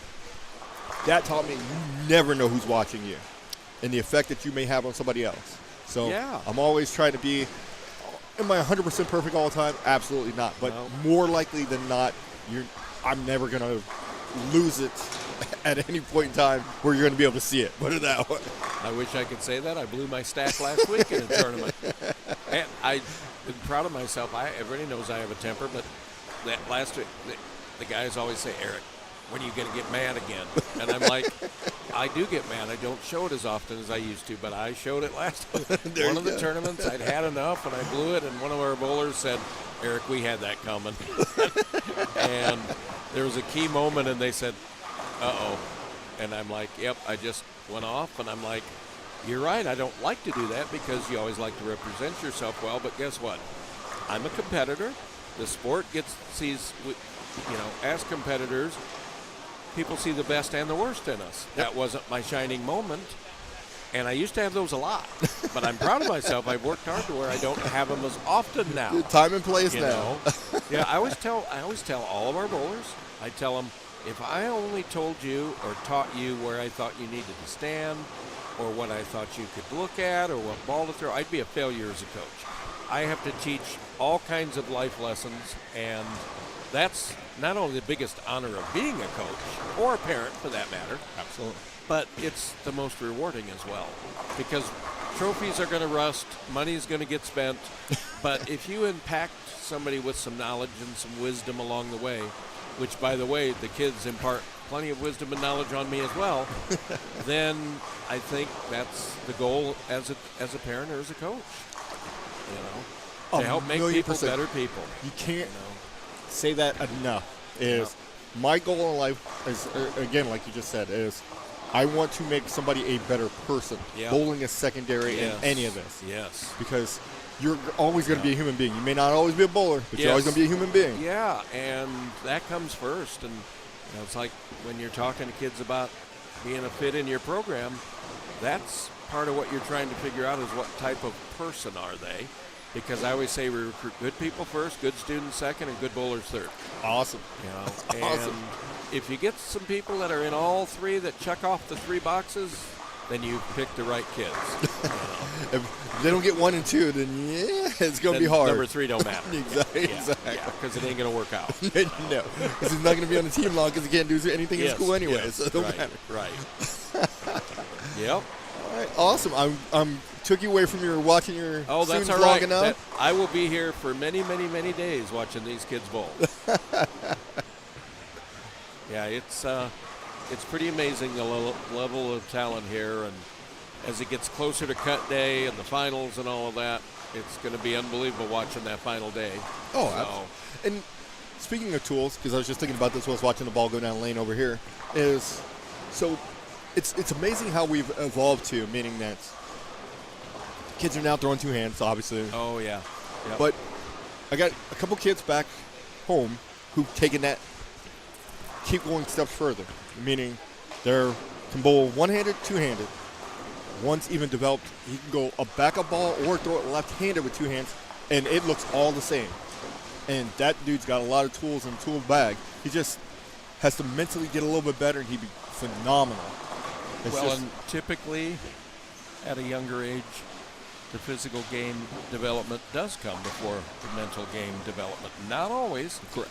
The ones that have it all at a young age, that's what they call phenoms. Exactly. I just had a bowler here his dad came up to me just not an hour and a half ago and was telling me about how his son has been working on his backup ball, and he says it's coming right along. And I go, well, there's more kids every day that are figuring out how to do both.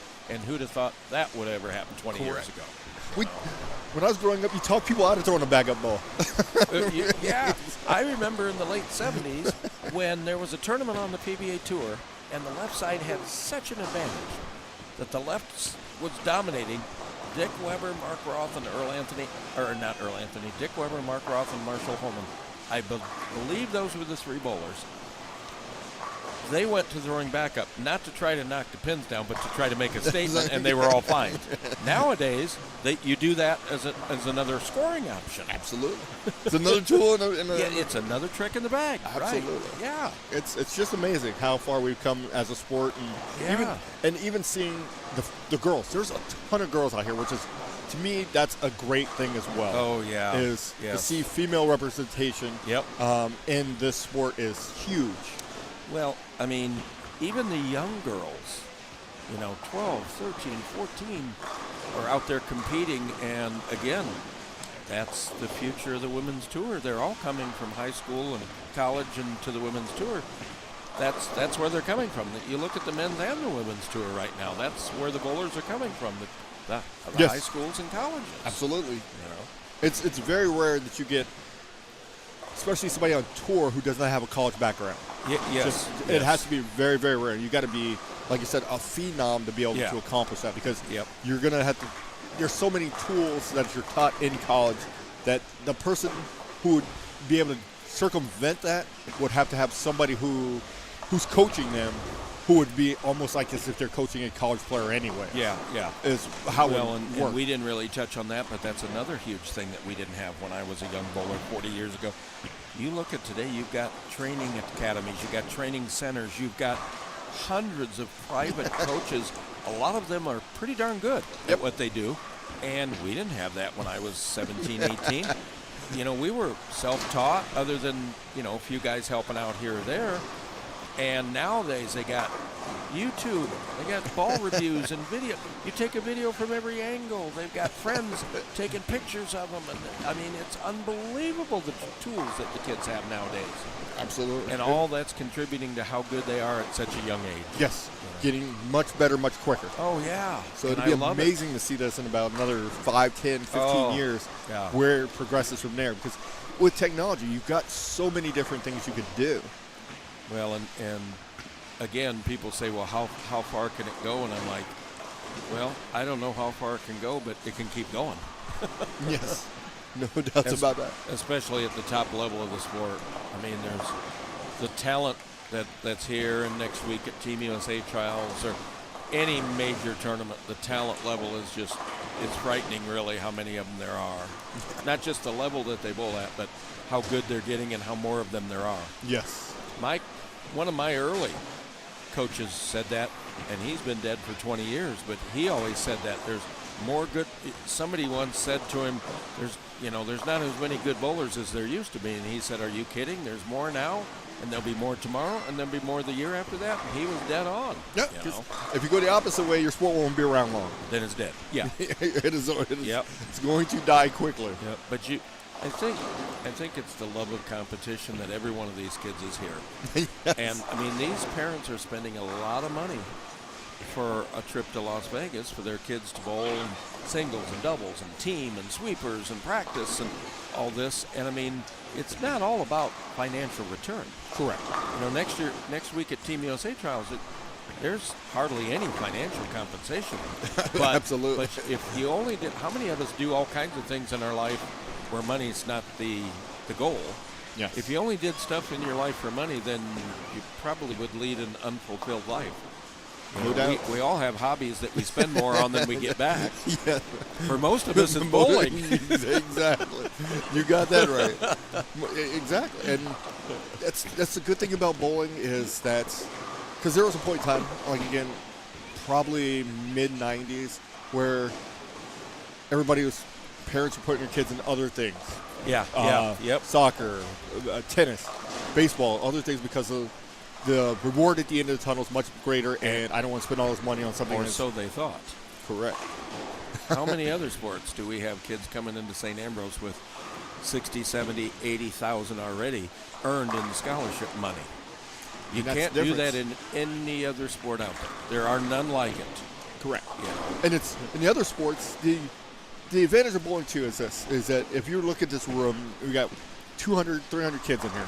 Yeah. Probably all of them have some form of scholarship money. Yeah. Other sports, whether it's football, baseball, basketball, or whatever, it's probably a third to probably 10% are only getting scholarships. Yes, they may get a full ride, but you have to be so good to be able to pull that off. There's not many there. Exactly. Yeah. Versus here, your scholarship is more, you have, and I always tell people too, is if you've got a girl and she's decent at bowling. Oh, yeah. Oh, she's going to be able to go to school. Well, look at, it's going to get paid for. You got 60 lanes right now, and each lane has about 4 bowlers on it, so you got roughly 240 bowlers here. Wouldn't you like to gather all 240 of them and say, how much do you have in your smart fund? How much do you have in your smart fund? I mean, the number would be staggering. Absolutely. And a lot of people, and that's where we as a sport too have to get that message out a little bit more. Because I run into parents all the time when you're in juniors and they're like, you get scholarship money for this? Yeah. Yeah, absolutely. Not only do you earn money when you're competing in these events, but oh my goodness, then you add on top of that money you get collegiately, both academically and athletically, and then you add your smart fund in, and boy, does that put a dent in mom and dad's, college costs or your own costs. A lot of kids pay for themselves. Regardless of which way, there's no other sports like that. Correct. You can get, in your major NCAA schools, you can get baseball, football, basketball, full rides and that, but like I said, it's so limited on the amount of people, as well as, I don't know, and granted, I haven't been to seeing football, like say in high school or basketball or any of those sports. So if you were to take them and have a tournament per se, are they getting scholarship money like we have in bowling, where there's a tournament almost every weekend, where a child has or a kid has an opportunity to get scholarship money? Probably not. Right. So, and you don't have to be football. You're gonna have to be a big dude. Oh, especially nowadays, you've yeah. got to be big, strong, fast. Yeah. So that takes out probably 80% of the whole population on the planet right then and there. My sister used to coach third grade, or used to teach third grade, and she was going around collecting the homework, and one kid, he didn't have his homework, and she said, "Oh, where's your homework?" And the kid said, "Now these are very young kids, third grade." The kid said, "Oh, my dad said I didn't have to do my homework. I'm going to be a professional football player." Well, you know what? You might be, but the odds are dramatically against it. Absolutely. I would do my homework. Absolutely. Yeah, 'cause, exactly. When you run into or somebody who says, "Well, I'm going to be a professional athlete." Okay. Well, let's look at how many professional athletes there are in the world, whatever sports that you choose, whether it's basketball, baseball, football, and we're not even getting into stuff like tennis or golf. Yeah. So if you're only getting 70, 80, even if we take the whole NFL, so we're going to say, I'll even give you the benefit of the doubt, say 1,000 players. Yeah. Yeah. How many of those people, if you take that percentage of all the kids or Americans are out there, that's less than 1/10 of 1%. Well, what is they used to have the NCAA used to have a commercial, and in the commercial, I don't even remember what the commercial was for. It might have just been for the NCAA overall sports, but they said so many athletes in collegiate sports, and they said 94 or 96% of them would be doing something other than competing in their sport professionally after they were done collegiately. Absolutely. So, I mean, and now you talk about high school to college. How many kids play high school sports and go on to play that sport in college? And it's probably about the same. Probably like reducing that. Yeah, right. It just does. So, yeah, it's just amazing. And yes, God bless them. If you have a child who's great or can play a professional sport, whether it's basketball, baseball, whatever it is, and they make it at that high level, that's more power to you. Yes. And again, so like we're talking here, there's an expense. Imagine what it's like when you're taking somebody who your kid has the potential. A good example is I had a friend, his daughter was probably, I think at the time she was 10 or 11, but she was Olympic caliber gymnastics. She was literally that good. Could easily went to the Olympics. She just quit because she got burned out on it. But that happens. Yeah. The amount of money they had to spend a year was just phenomenal. Right. Well, and that's what we talk about too. Okay, so you have a lot of money in your smartphone, but it costs a lot of money to get that money. But guess what? You're going to pay that money anyway if you're going to college. Yep. You know, I had a kid. He graduated in December. He got his master's in accounting in 3.5 years. There you go. And he was a bowler for us. He called me on Christmas Day to wish me a Merry Christmas, but I said he's majored in accounting, and I always told him, I said, Will, don't ever give up bowling, but I said, go into your accounting, and then you can bowl anything you want to bowl.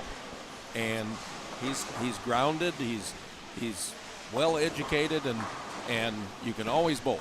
Yeah, always have a backup plan. Yeah, yes. Remember what Robin Williams said on the Academy Awards one time? He said when he told his mom and dad he wanted to be an actor, and his dad said, "That's all fine and good, but have a backup plan like welding." Absolutely. There's a whole lot more welders than there are actors in the world. Yes, yep.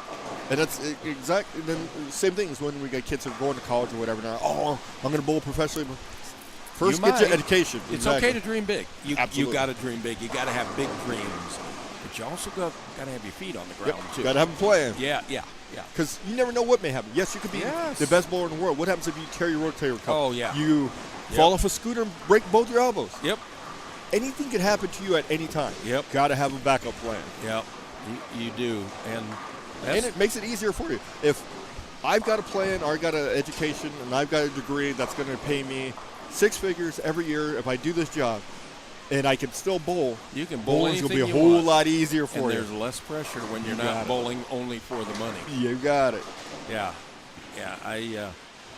it's amazing that in the old the Karate Kid with Pat Morita when he said all life is balance. Yep. And it is really, if you're grounded, with your education, with your family, with your relationships, with your friendships, with your life, it's amazing how much easier bowling's probably going to be for you. How much life's easier for you. in general. Now, I know when you're talking players this young, that's a whole different story. They're not like you and I. We're supposedly wise and mature, but we all know better than that sometimes. Exactly. But still, when you're young like this, you're just getting your sea legs about you Absolutely. in life. So, And some of them just don't see. They just see what's right in front of them right now. yeah. And I'm gonna. This is what I want to do, and I'm That's not why looking we- at anything else. That's why life's curveballs, you don't even see them coming because you got tunnel vision. But You they got it. happen, Awesome. It was a pleasure talking to you. I will Yes. talk to you again. I'm sure. One of these days. Yeah. If you ever need anything from me, I appreciate that. I'm not going to say this, but I'll say this. I've given you two of the best that's ever come out of Colorado. Oh, there's no doubt about that. You take them to the next level and get them there. Oh, between Tyler and Lucas, and now Gavin's joined us. Yeah, there's no doubt about that. And that's the thing with those two is one of the things we talked about was we'd sit in the pro shop and talk about I want you to be a good person before I make you a good bowler. Yep. Period. Yep. And I think both of them become really good people. Yeah. Well, I can tell you. Same with that guy right there, Mr. Ballard. Oh, yeah. Well, Drew's a freshman and Gavin's a freshman, but Kevin's a sophomore and Lucas is a junior. And between the four of them, I've never had a moment of disrespect. I've never had a problem with any of the four. There could be along the way, but that's the way life goes. Exactly. But, they're all four fine young men, and it's amazing when you learn from good parenting and good coaching and how your life does turn out that way. If you have the right people behind you and the right people influencing you. I know I did become the along right the way. person. No, nobody does anything by themselves. No. We all Absolutely. have people. And everybody's that gonna have make a mistake. And I'll continue to make mistakes. That's part of being a human being. But You got it. but most of the mistakes you make as you get older, you kind of learn they're not career-ending or life-ending, or you would hope not anyway. Correct. And But- see, there's always these things because just talking about this always reminds me of certain things. Is that the other thing I preach to them all the time too is this. So when we're learning different things, playing the gutter, what have you, or whatever. I don't want to throw the ball in the gutter. I said, okay, look at it this way. You ain't playing the gutter if you don't throw one in here or there. Right. Until they start killing people for throwing the ball in the gutter, there's really no penalty. Yep. It's just not. You're going to live to see another day. It's going to be okay. It's going to be all right. My first year at St. Ambrose, I had a kid couldn't play right for $1 million, and he's stand on 30 every time. There you go. And we were on the short pattern, and in tryouts one day, and I moved him 5 and 4 right, and then I moved him 4 and 3 right, and then I said, let's go 2 more, and I said, let's go 3 and 2. Pretty soon I have him from 30 over on 6. But it took me 5 or 6 suggestions to get him there. And when he did, he had the front 9 one game, and he goes, I've never done this before. And I said, well, you can't say that anymore, can you? There you go. So that wasn't my genius in coaching. That was just explaining something to somebody that had never done something before. That's the thrill of coaching. That's that's not being a genius. That's just the thrill of coaching. Yeah. There's no doubts about that. And getting somebody to accomplish something that they never thought they could accomplish is one of the most awesomest things. And I will tell this before I let you go. This is the best moment I've ever had in coaching. I've coached some good people, obviously. It was a set of I was in junior league. I was dealing with the littles. So 6, 7, 8-year-olds. 6, 7. 6, 7, 8s. Yes, yeah, no, don't say that too loud. And 4 of them on a team, 2 teams on a pair, and got all of them to make it through a whole game, everybody clean. Most impressive thing, I said I would never be able to do anything better than that in my life. Those because are the things you remember.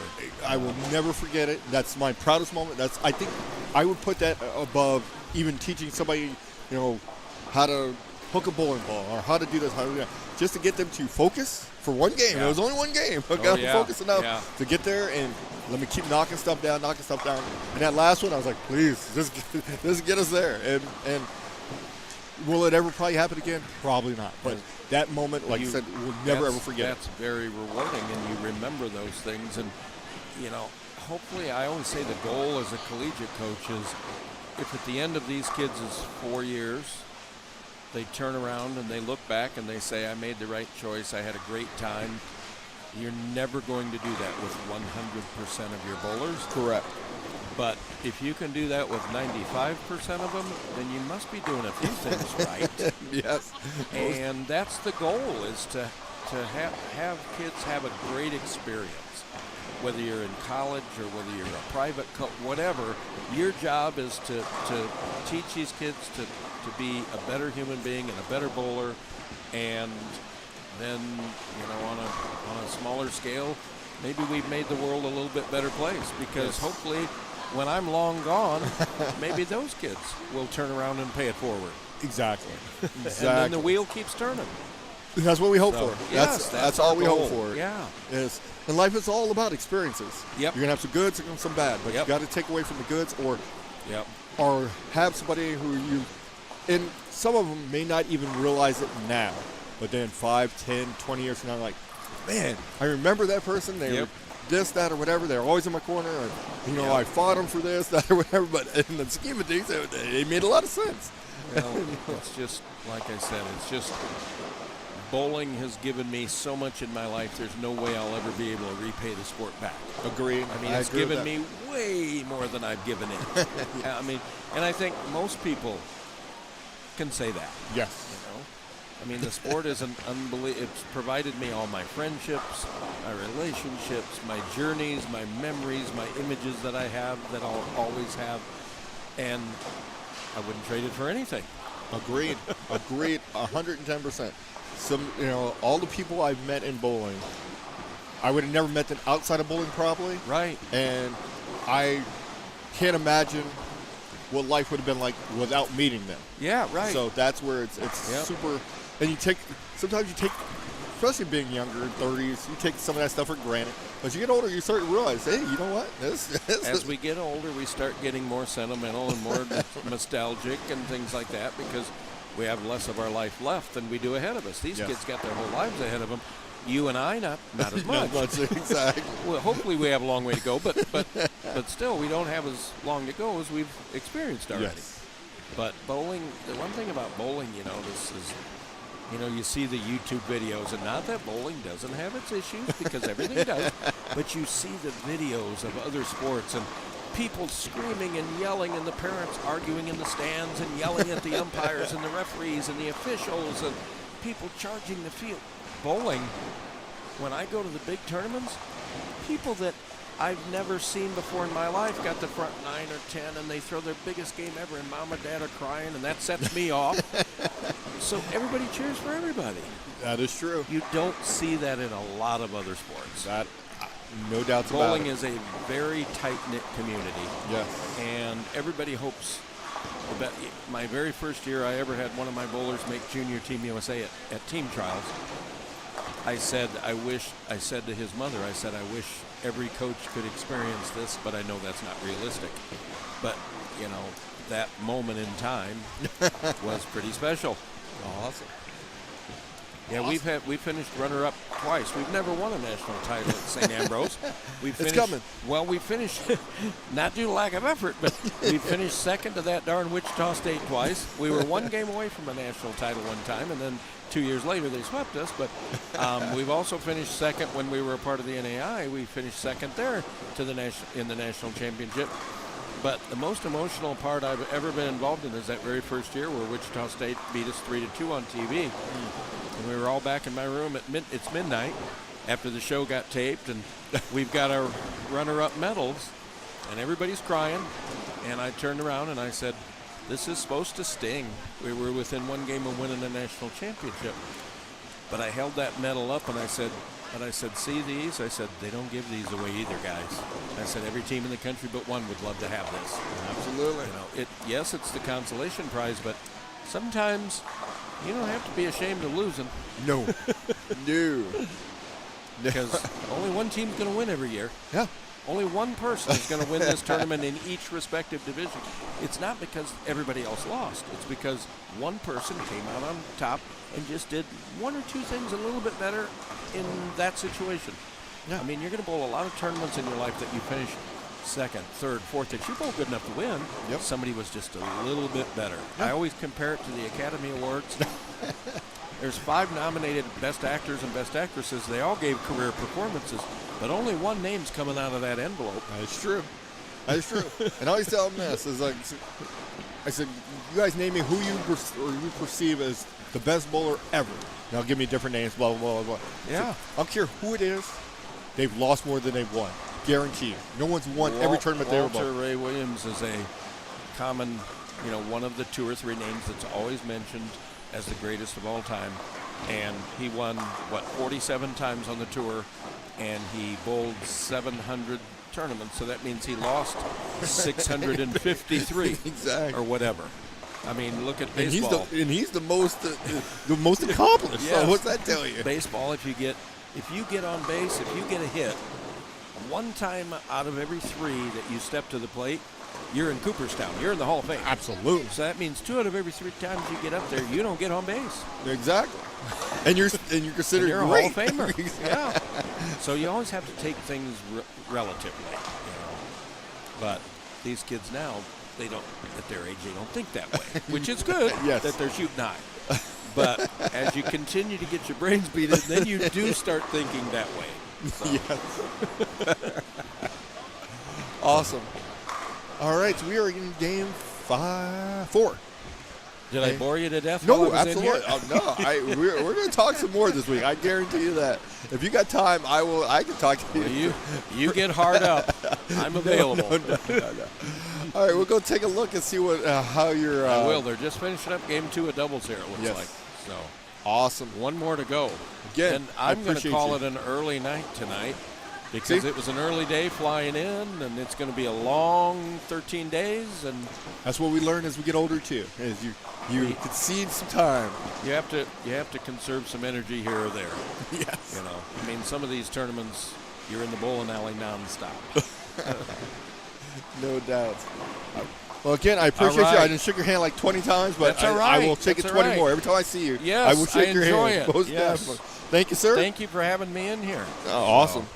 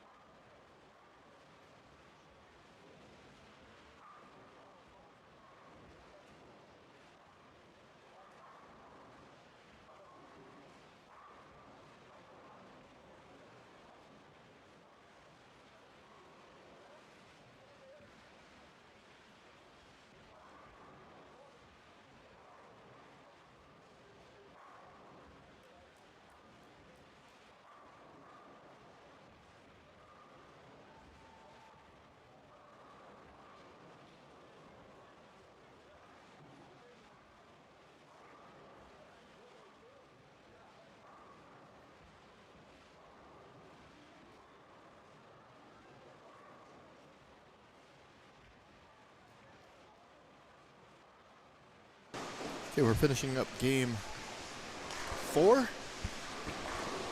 on 51 to 52. Our E-bowler start off with a strike, 3 spare, strike, spare, strike. F-bowler starts off with 4 bagger, spare, and a strike. You see him up on 51.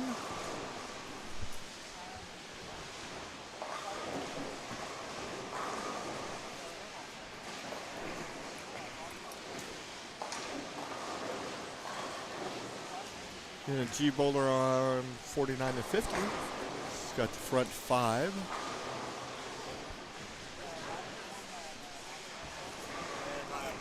This is game 4. They have 2 games after this. And that'll conclude this squad. Crosses over there and strikes there, so our F bowler gets a double there. So 4 bagger, spare, double.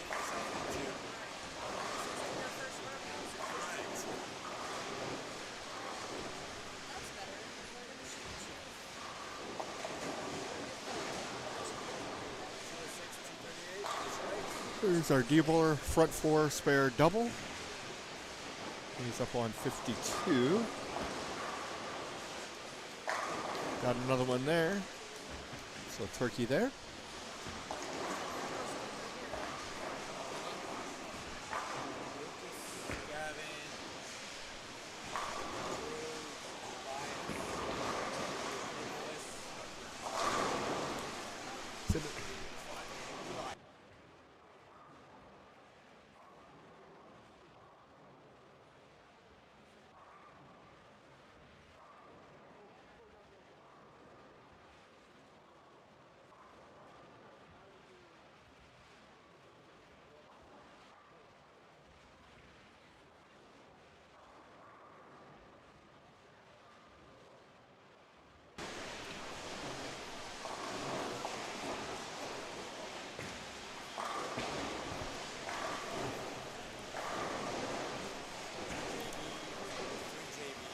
Got a split there on 51, gave it a run. 4, 6, 7. Slid to 4 across, almost got to 6. But unfortunately he has an open. There's our F bowler, going to be up on 52. He's trying to match the D bowler. They both start off with front 4 spare, and then a double. The D bowler did strike in the 8th. So F is trying to match.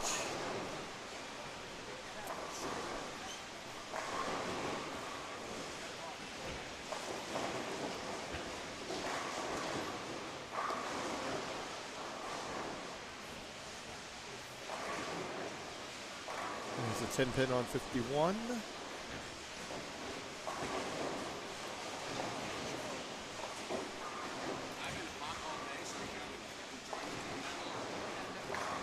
Good shot there, so he does match. So D and F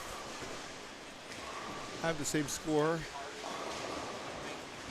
189, 189. We'll have a double in the 7th and 8th.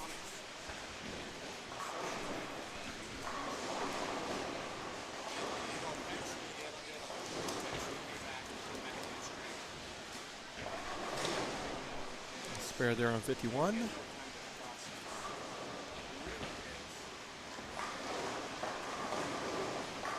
Got a washout on 52, the 1, 2, 4, 6, 10.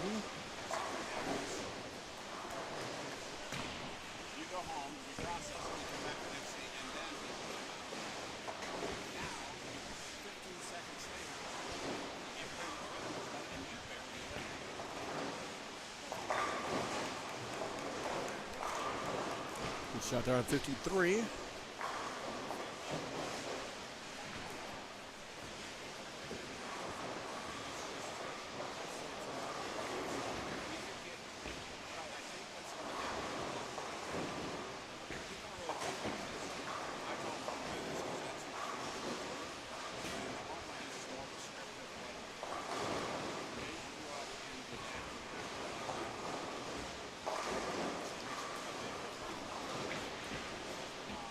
Our G bowler with the front 5 is up on 50. Looking to get 6 in a row.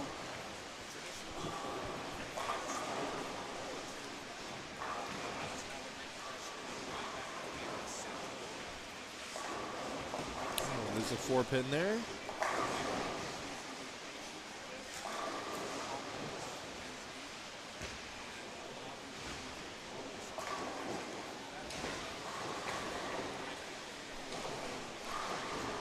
Takes care of the spare there on 51.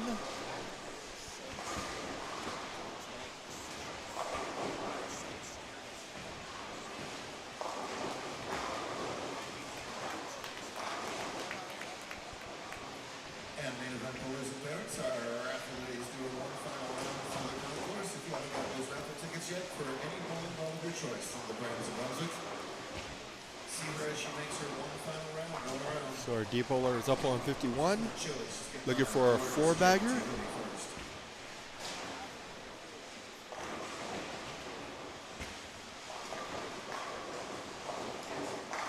Got that. So 4-bagger, spare, 4-bagger.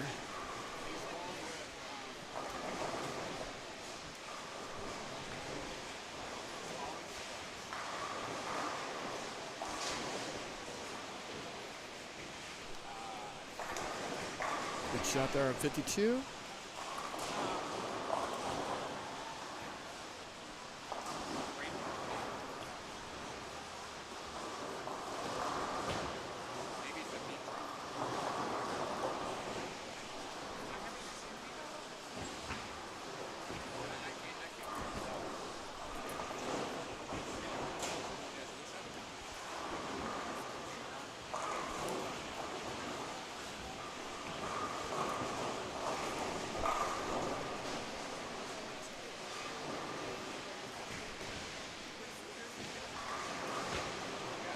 So our E bowler in the middle of the D and F, who are putting on a show with the 4-baggers and the spare. Start off with a strike, 3 spares, strike, spare, double 9. So he's trying to hold his own here. He's keeping his game clean.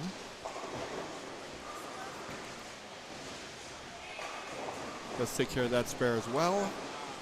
All right, heading into the 10th on 51-52. Our D bowler can max out at 279. He fills all 3 here in the 10th.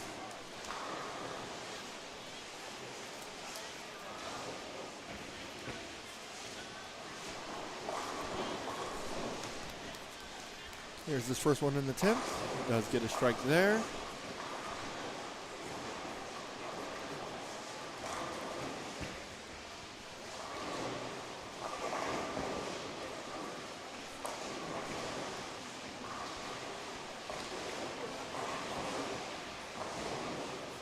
Strike there on 51 for our F bowler, so he can max out at 279 as well.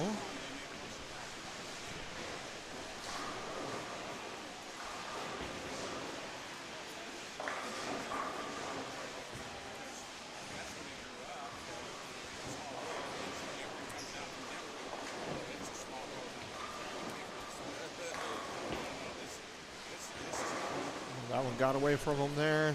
Threw it a little wide. 7 counts. 1, 2, 4. So with the spare, 266.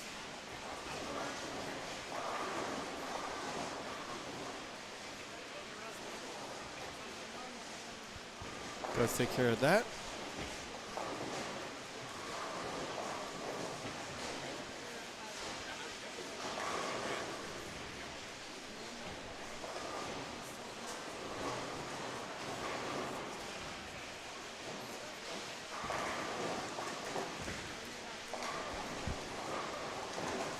Get another 2 on 51.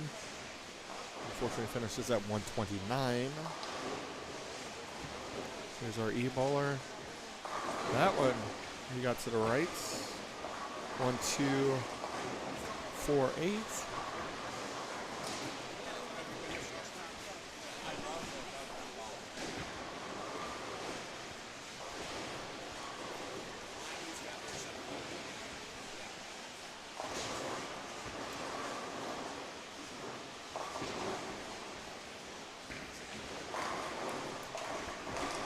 Good shot there on 51. Gets him a double.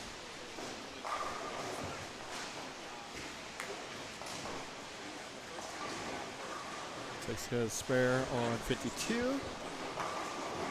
So with a strike, we'll put him at 203.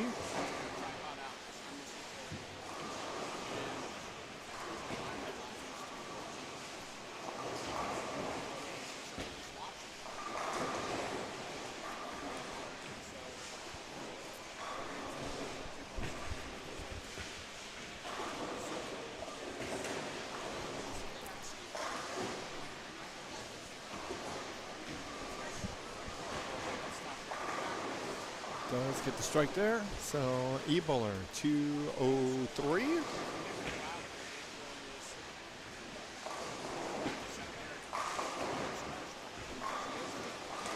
All right, our G bowler, or sorry, our F bowler has the potential to shoot 279. If he matches what the D bowler has done, and we've been matching each other all game, he'll end up at 266. So we'll see how this goes.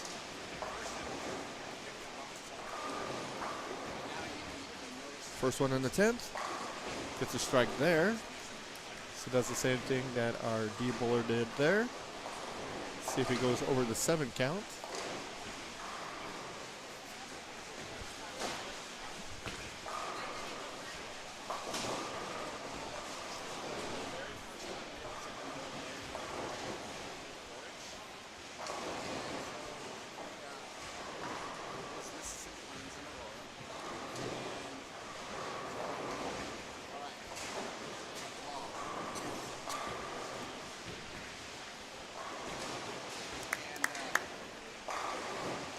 Great shot there on 53 to leave the 8-pin standing.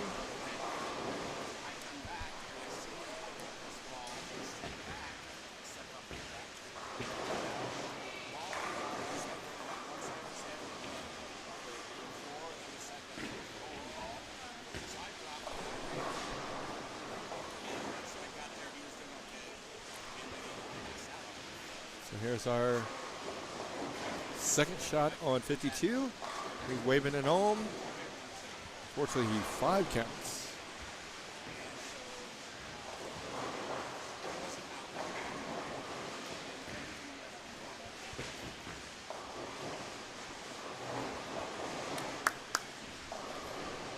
So with a spare, put him at 264.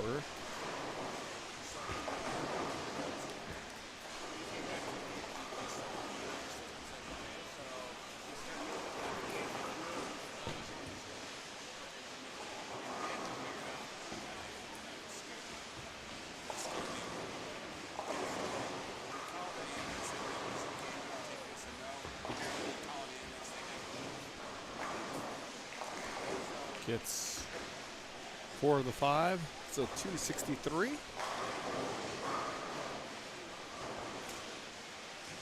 Very good game as well.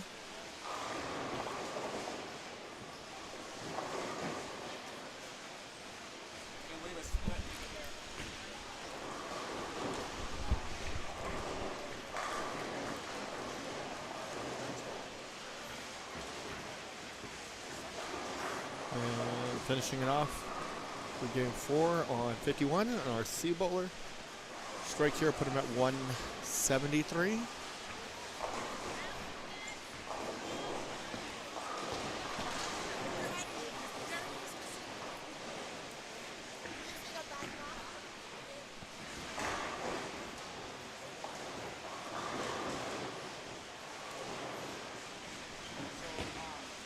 Gets 9, so 172. 49 to 50, we're in the 9th frame.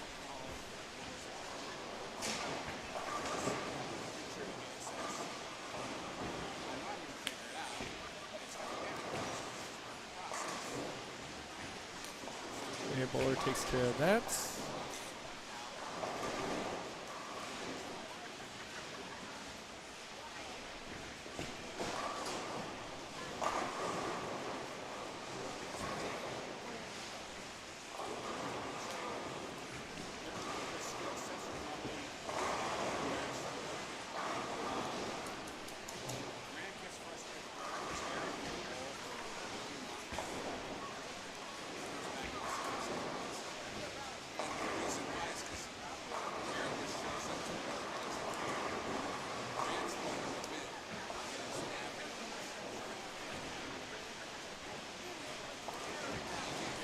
53 and 54. Looks like our A bowler finished 168. B bowler 228. C finishes 180. D 175. E 162. F 222. G crosses over, strikes there. It's going to be 210. Two more will put him at 230.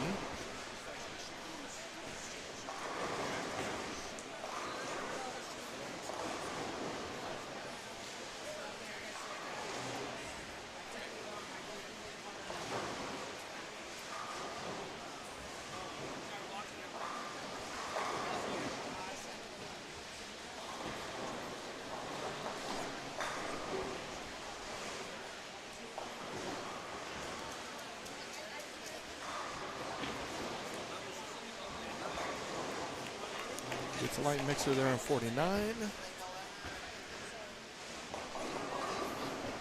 54. Use a washout. 1, 2, 4, 10. Spare puts him at 220.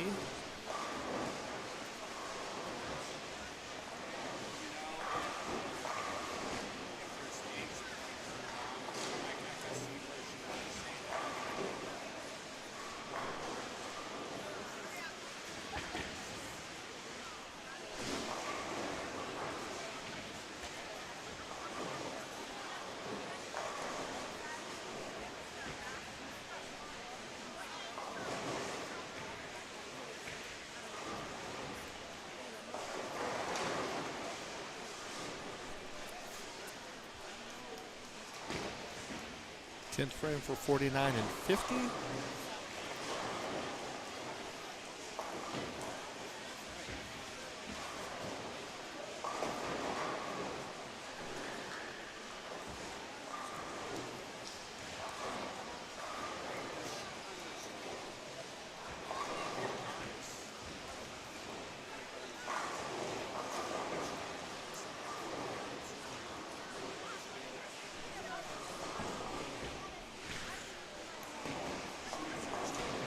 Eight and 1. So our A bowler finishes at 204.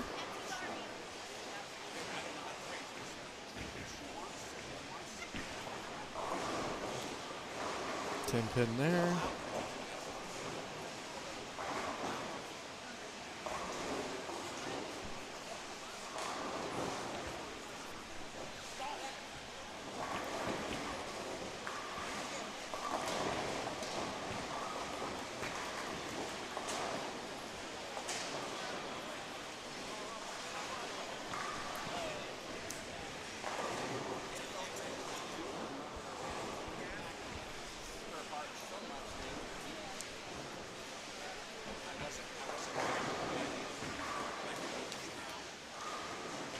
B bowler starts off with a striking attempt. He's sitting on 218.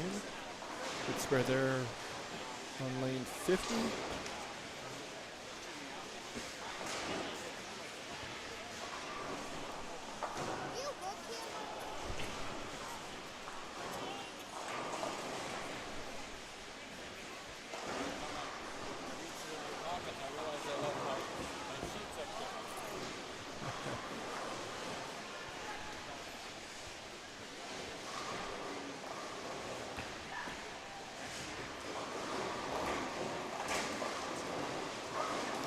So our D bowler finishes on 50, 213. Spare here for our B bowler on 49 and put him at 228.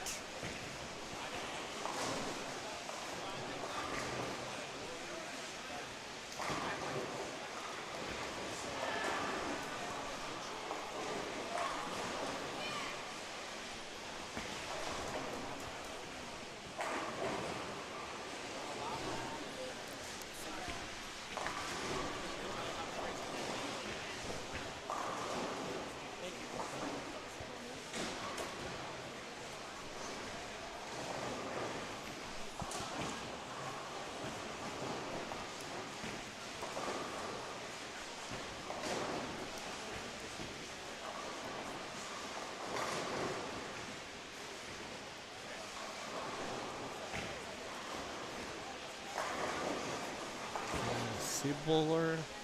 These are washouts. 1, 2, 4, 10.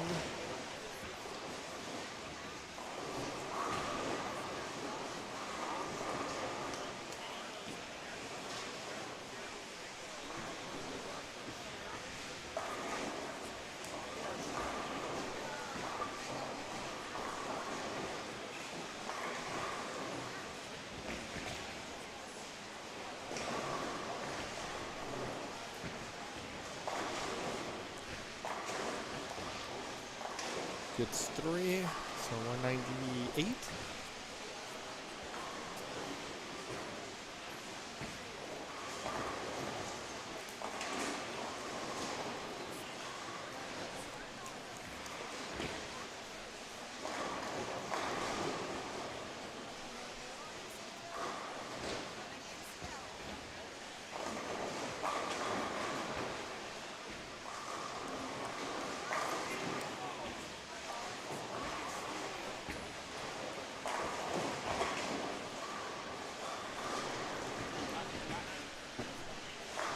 Looks like we're waiting on a bowler to finish on 50.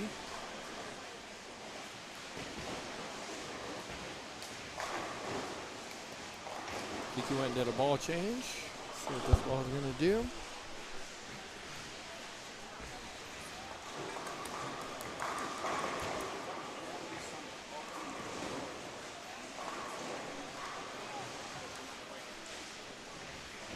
Nine counts for 171.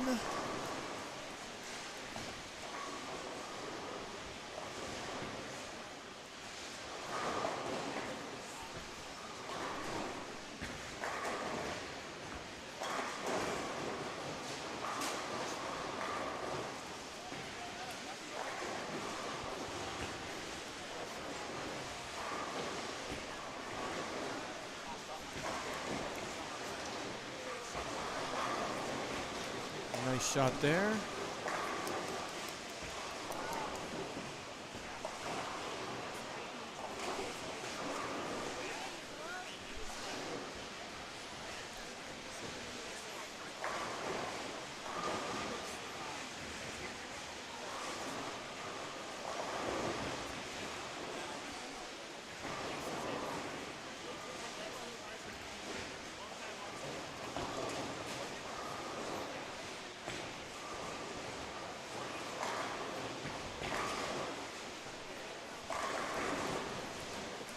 And 710 on 51.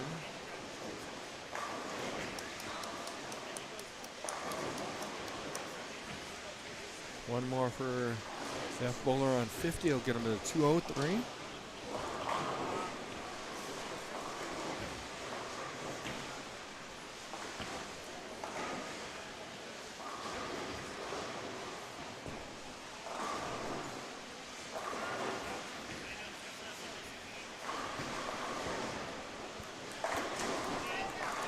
Does do that, so 203 for him. We just have our G bowler remaining.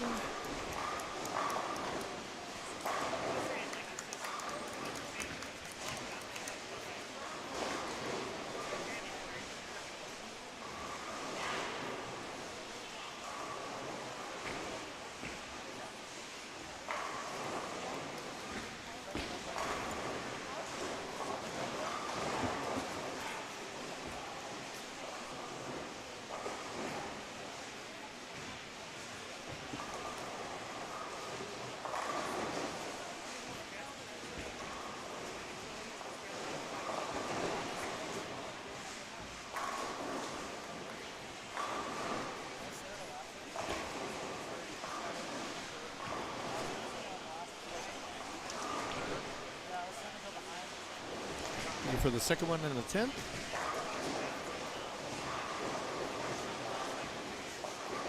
Comes in a little high, 610. Spare conversion will put him at 233.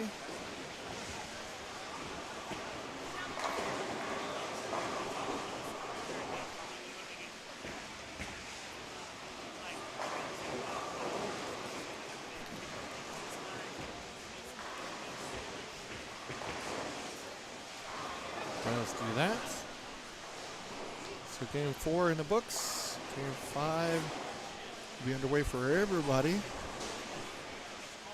This is the last pair that was done of game 4.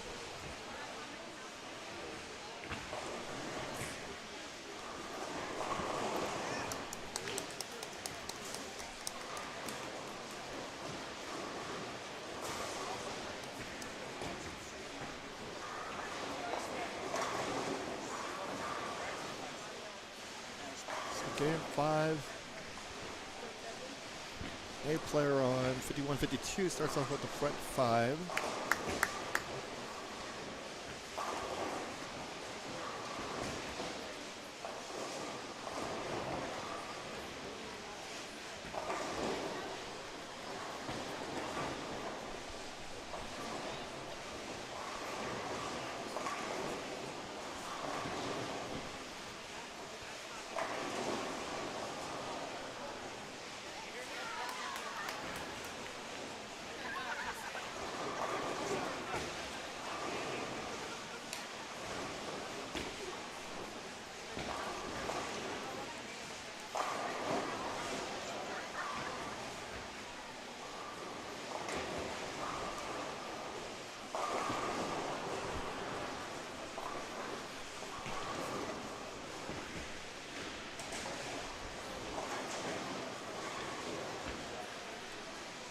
So here's our air player on 52.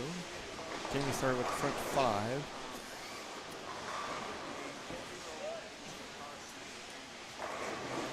Looking for 6. There's a 7 pin.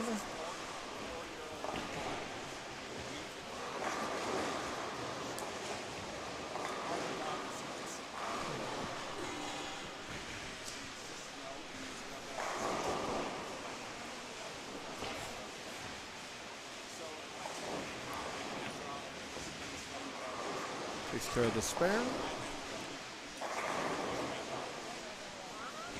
Looks like everybody in the house is under game 5.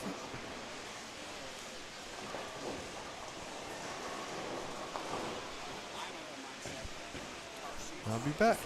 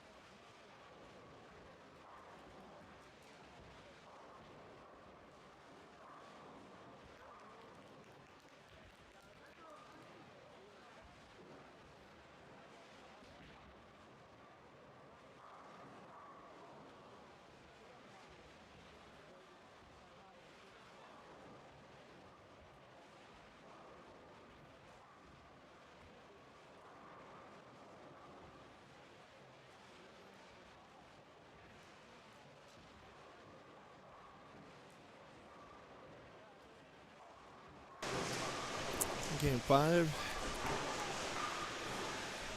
Coming to an end on 51 and 52. A bowler shoots 219. B bowler 203. D bowler 173.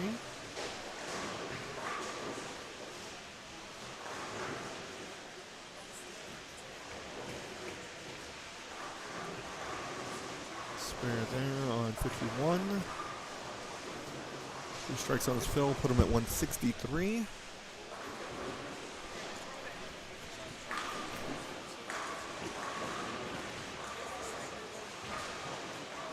Got a baby split there on 52. That same split was converted on 49.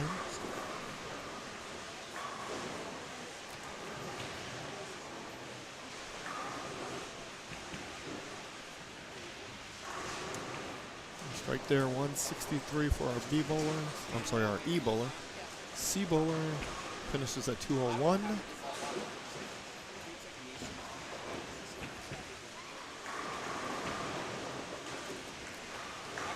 Good shot there on lane 51.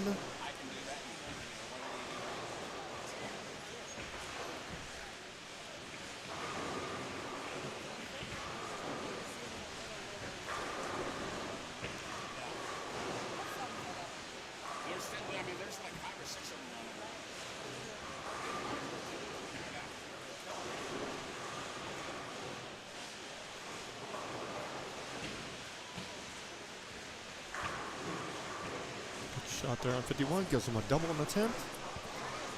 One more puts him at 199.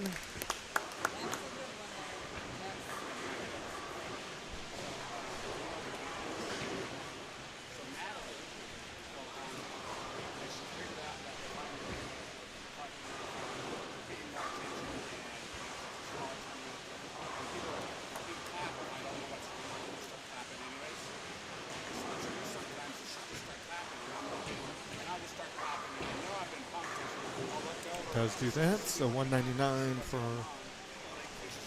the F bowler.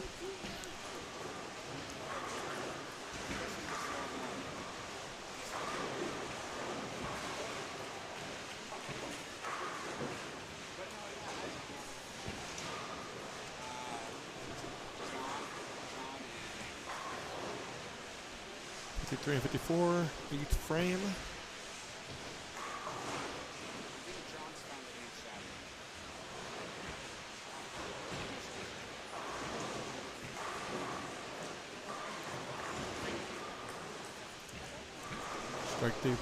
Strike there for her E bowler, which gives him 3 in a row.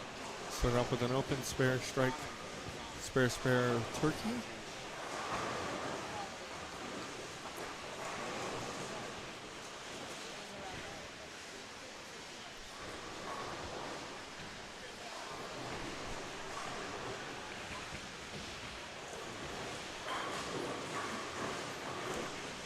Nice shot there in 54. Gives him a strike in the 8th. Start with a strike, spare, strike, open, double, spare, strike.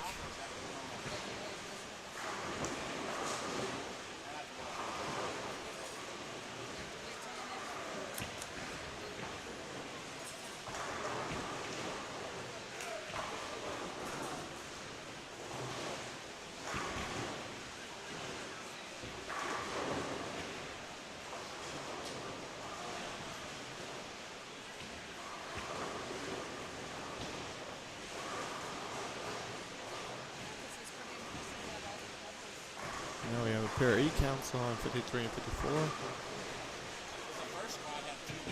There's one taken care of. See if we can get the second one. A little tougher. It is a baby split. Does do that.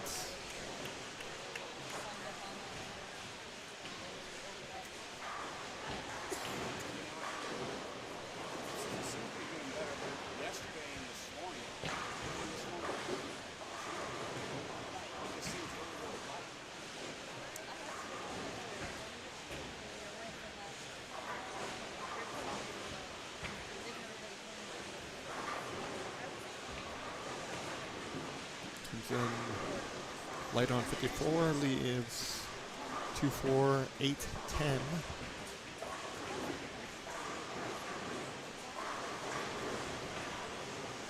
And 53 leaves a 6, 7. So both moving a split. Nice conversion on 54.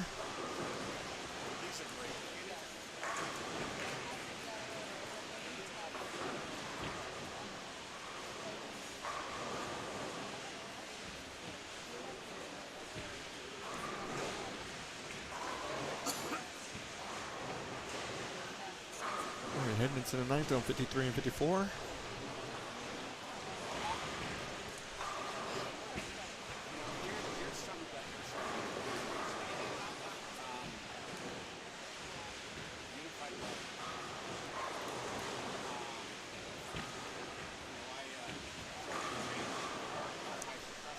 Good shot there on 54.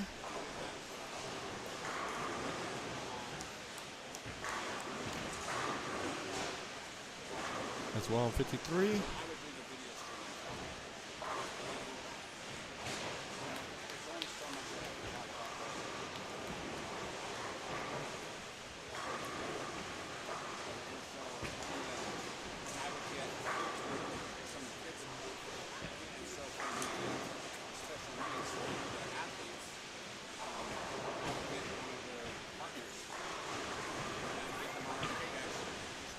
It's a 4-pin on 53.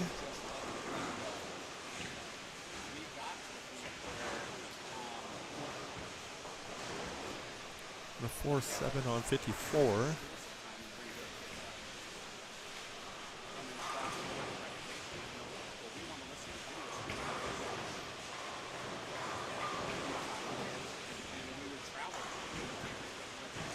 Nice messenger there on 49.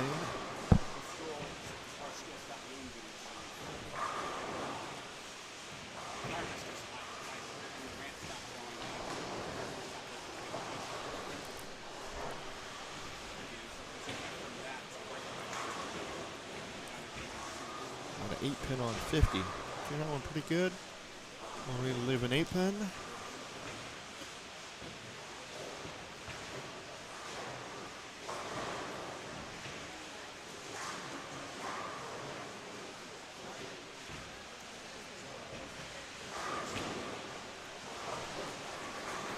Split there on 54. That's a 3-7.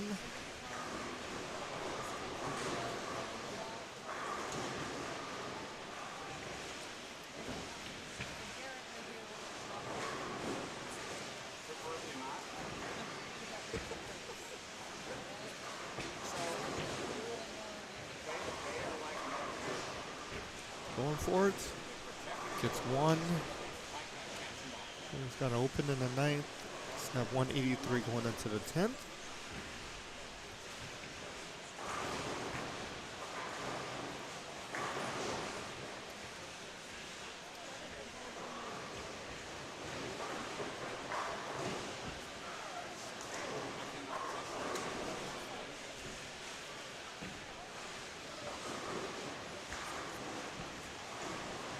Breaks up to 7-10 on 50.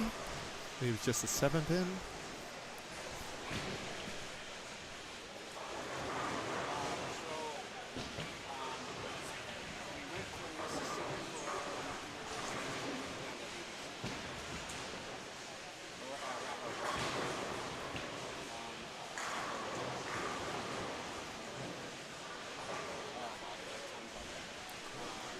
It's a 7 count there on 53 with a spare put him at 167.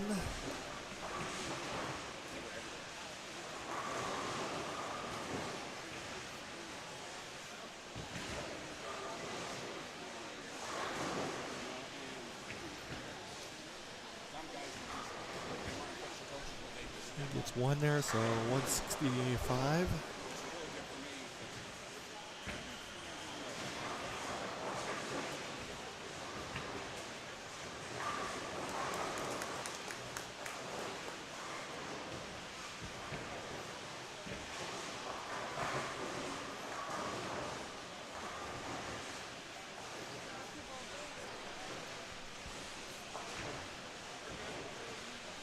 Got a baby split on 50.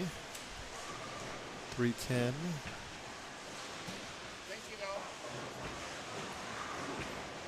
Takes care of the spare on 54.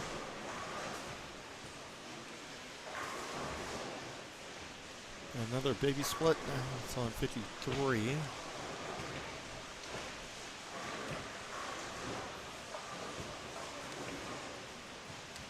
Spare and a strike will put him at 190 or 203.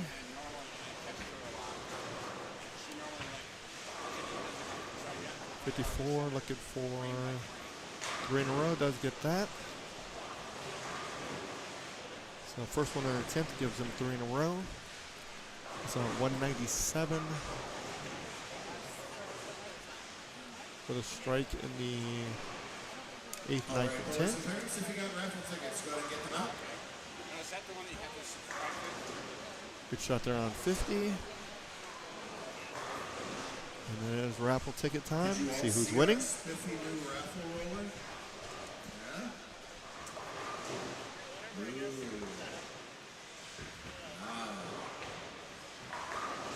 Another strike there on 54. Gives him a double. Fried turkey. We have not one but 2 bowling balls to give away because of our generous So our sponsors. E-bowler finishes at 203. The amazing folks at the Brands of Brunswick. How do you open this?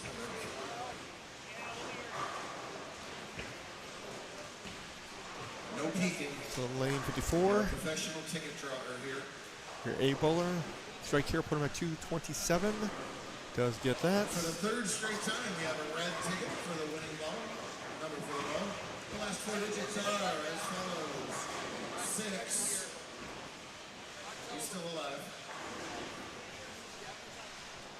2. 02. 6202 red. If you have that, come to the front counter. We got all for you.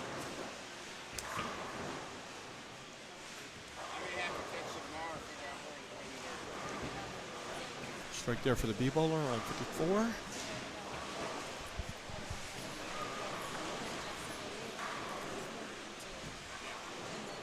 That takes care of his spare. Strike will put him at 203. If the B-bowler can get the next 2, he'll be at 170.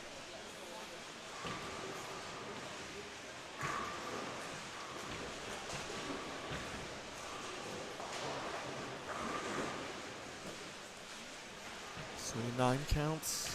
Spare put him at 160. Nice shot there on 53.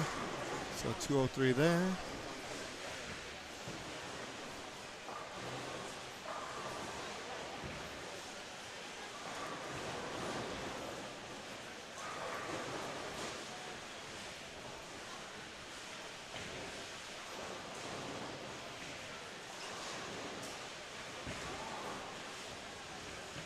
First ball winner this evening.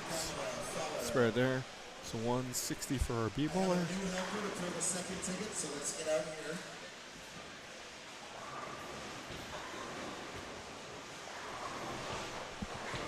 Catches the break and does strike there on 53. Here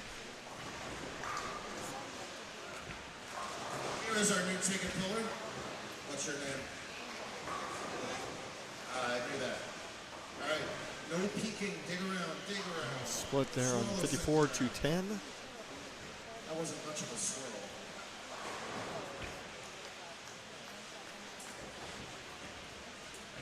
But son of a gun, he picked another red ticket. And the last 4 digits this time for a ball of your choice are 4, 5, It's in high on 53. 45-70. 6 counts, 3, 6, 9, 10. It's 1 for the C-bowler, 184 there. Spare here, be 182 for our G-bowler.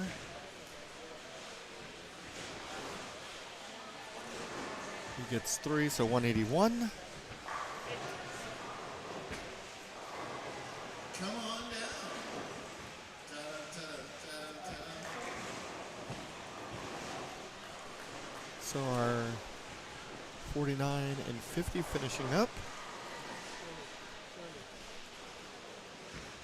And your second ball winner today, this guy, Anthony Garcia. Comes in, leaves a 5-9. So spare.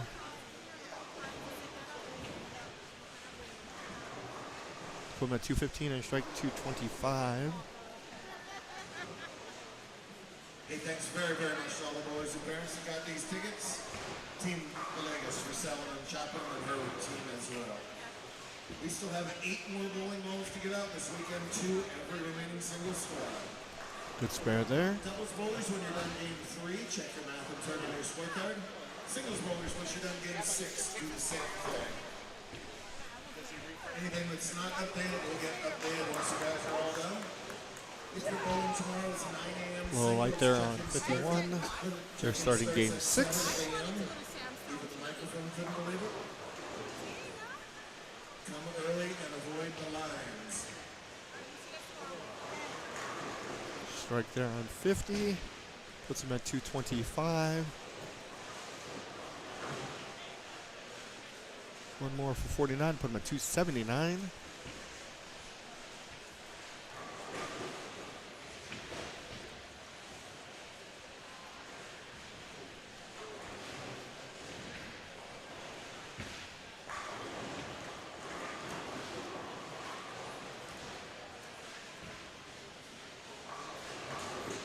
Does do that, so 279 there for our D bowler on 49 and 50.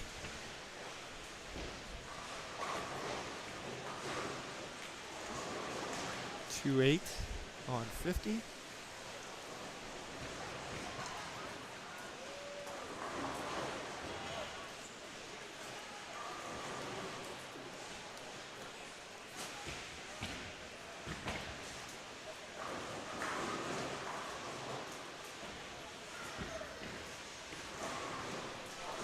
Hopefully he opens there in the 10th. So that'll put him at 214.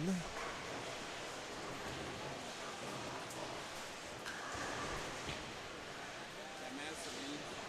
Had a good ball. And since I'm not doing this, but while I registered with 49. okay, no, that's not. First one in the 10th. Gives him 3 in a row. So they start off with an open, strike, spare, spare, double, spare, turkey. And a 10 pin there. On lane 50.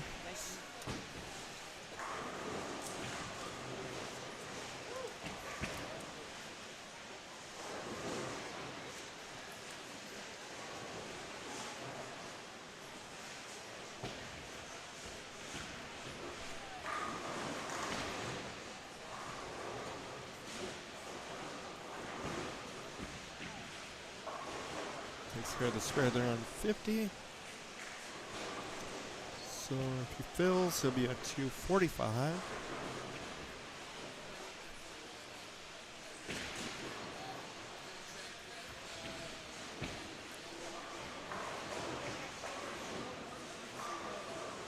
There's our E-bowler up on 49.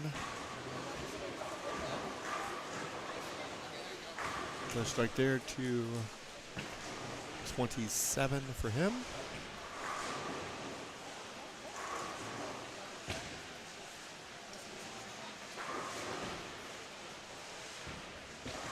Comes in high in the air, leads at 3-6-10. So 3 count will put him at 242 for your C bowler.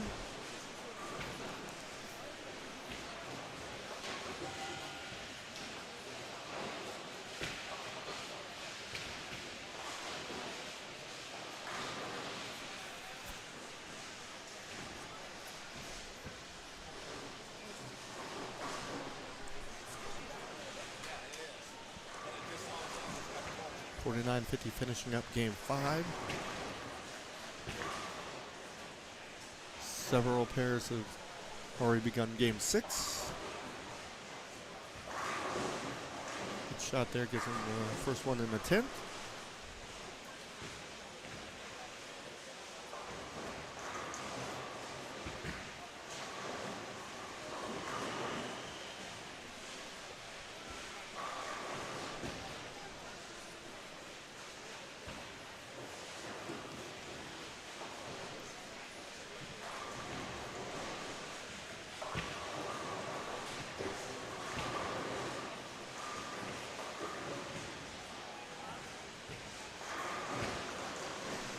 comes in high on 49.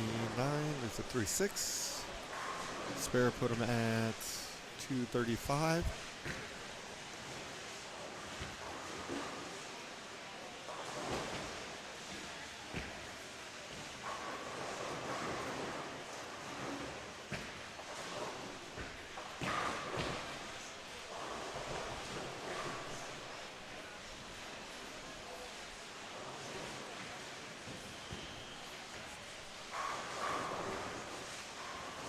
Does take care of the spare. So 235 there. The final bowler on 49 and 50 is the G bowler. Got a strike in the ninth. Start off with a double. Then a pair of opens, a spare, strike, pair of spares, and a strike in the ninth.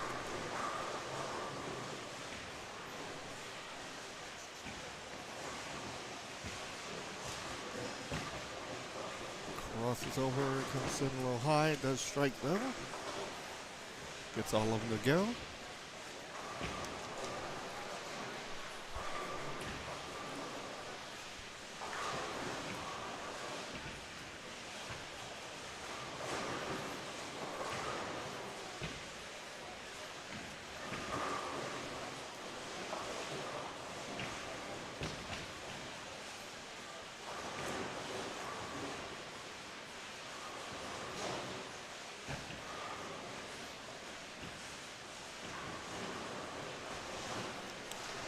Use the big 4. So 6 count there. Gets 2, that'll put him at 183. Gets 3, be 184. Gets 4, that'll be spectacular. And a 185.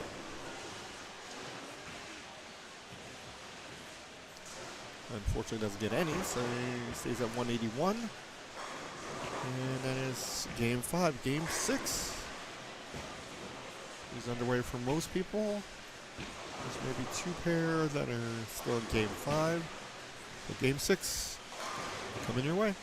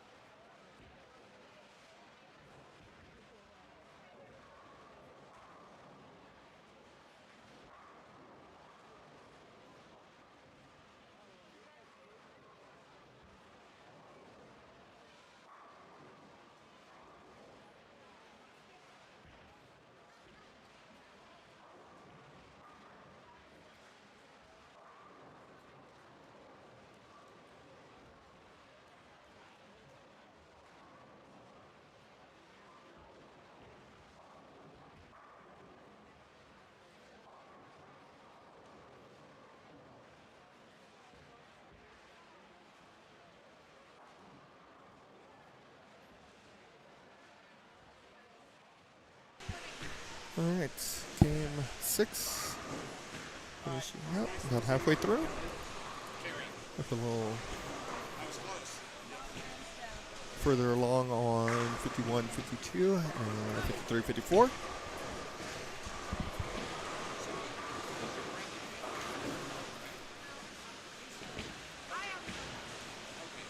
We've got on 50, it looks like 3, 7, 8, 9.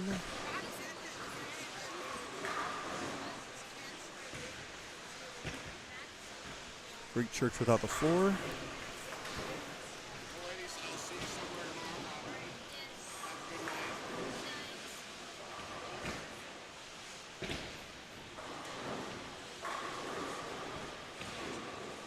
Give it a run on 52. Fortunately, it does open. Good spare there on 49.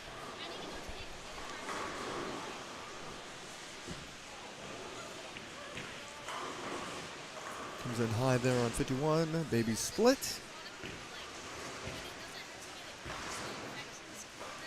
Close on 50.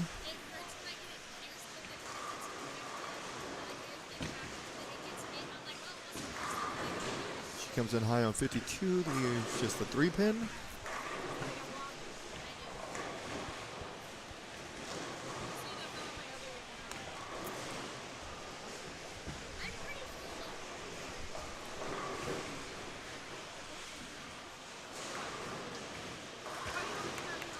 Crosses over there on 53, leaves just a 6-9.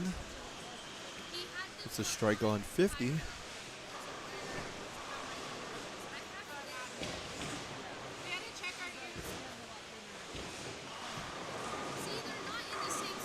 Big split there on 51, 4, 7, 10.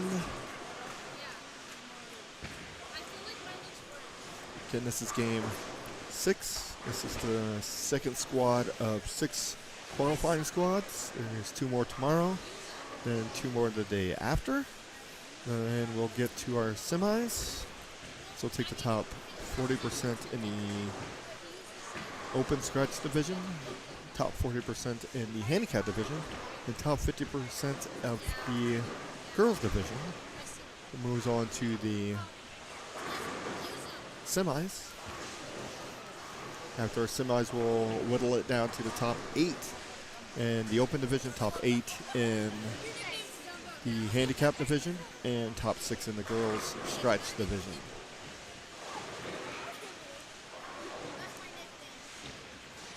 And that will be done on the 30th. The 30th, we will have this year's champion. Give it a run. On 53, gets 2.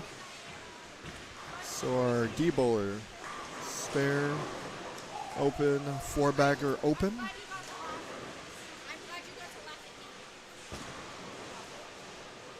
Here's C on 52. Crosses over, gets a strike there. So he starts off with a spare strike, 4 spares and a strike. Gets 1 on 51. There's an open there. So sitting on 124 for the F bowler in the 7th.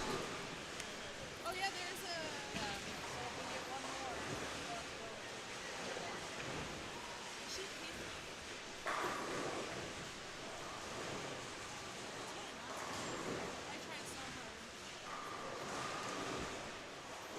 How'd you know?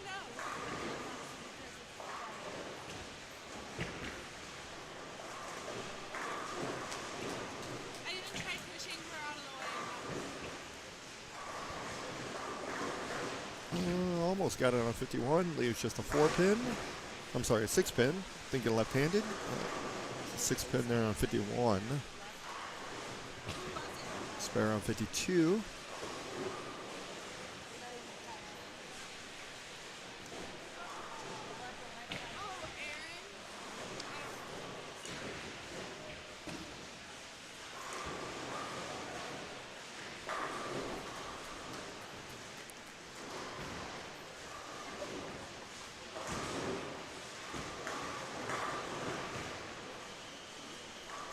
Good shot there on 52.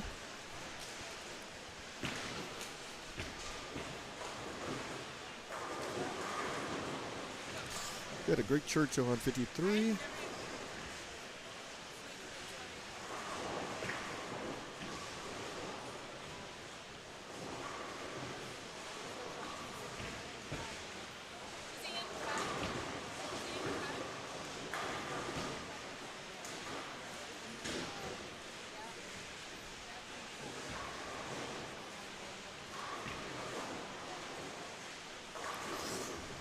Comes in high on 52, leaves just a 3-pin.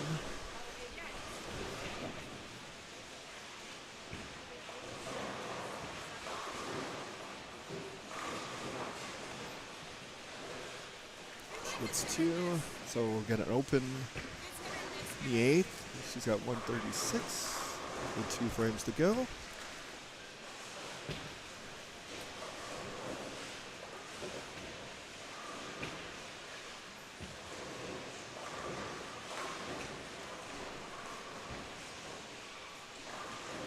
Comes in a little light on 51, 1, 2, 4.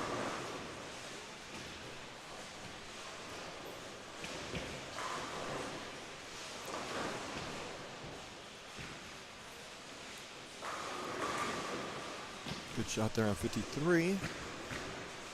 Gets him a double. Starts off with a spare, double, open, spare, double.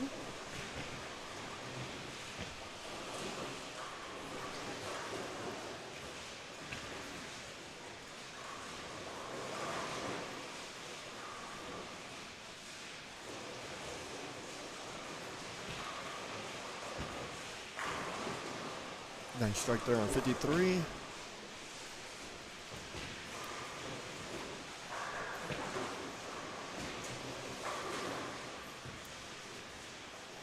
So C bowler on 51. He's clean through 7. Start off with a spare strike, 4 spares and a strike. This time he leaves a 9-pin.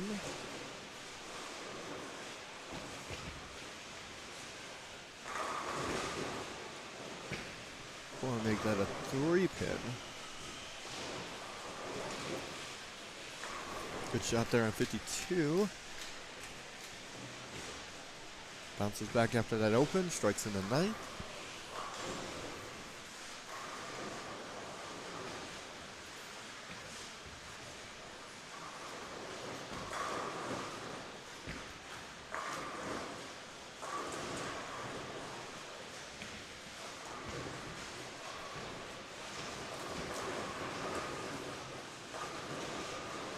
Takes care of the spare on 51.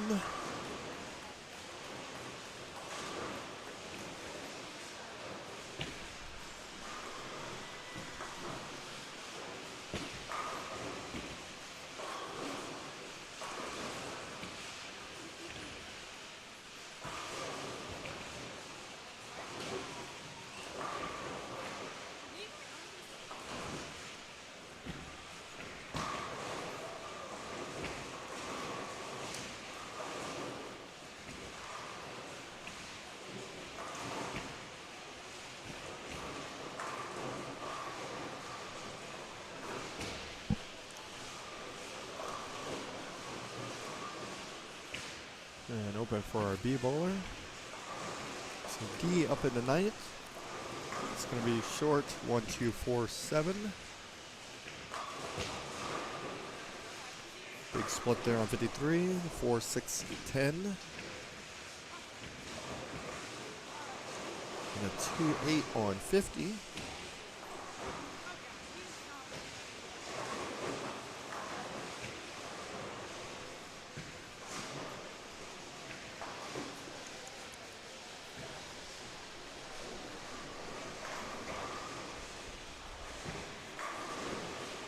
Strike there on 52.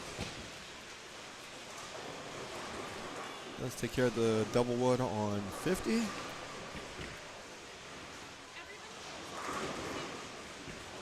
Nine pin on 54. Sent a messenger across but didn't get it.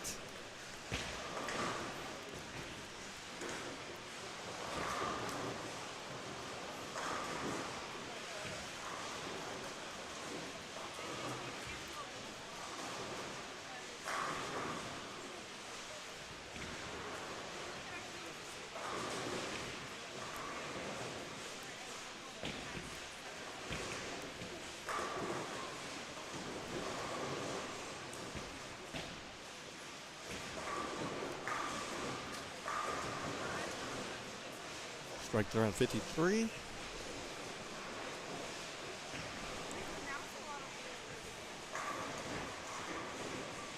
And a strike there on 52. So he gets the first one in the 10th. 2 more, put him at 155.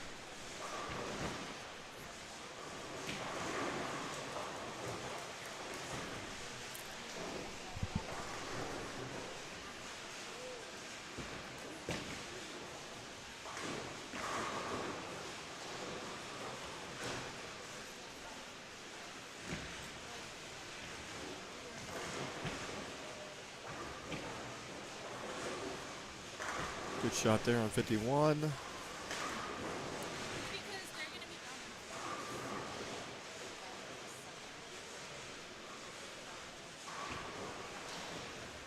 D-bowler on 52, looking for a double in the 10th. Comes in high there.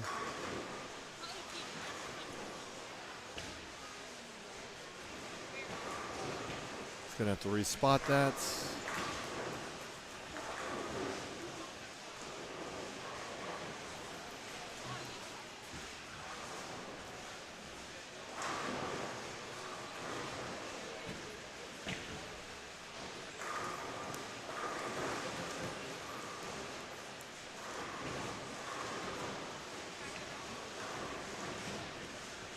Got a split on 51.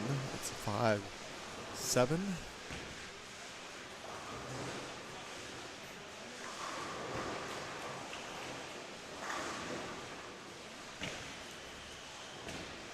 Can give it a run.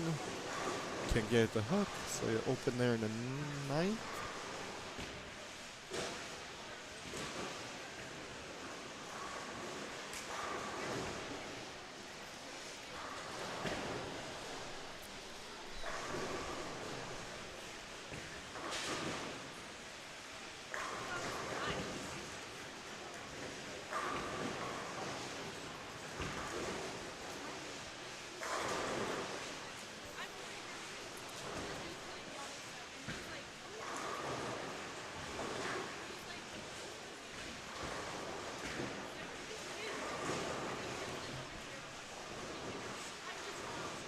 Got a 4-5 on 51.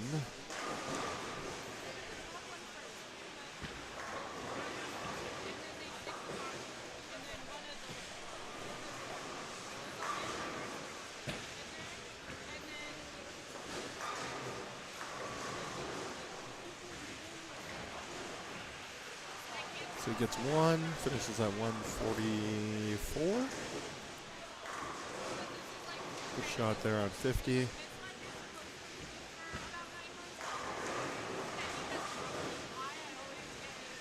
Good spare on 54. Strike could put him at 191. A bowler on 53 and 54, shot 235. Good spare there on 51.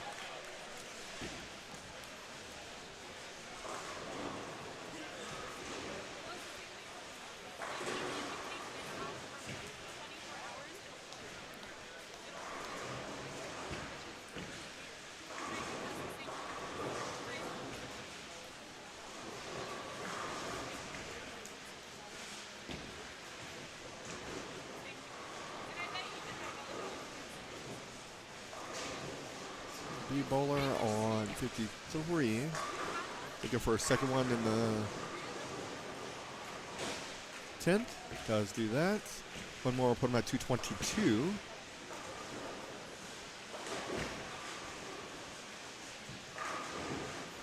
Good shot there.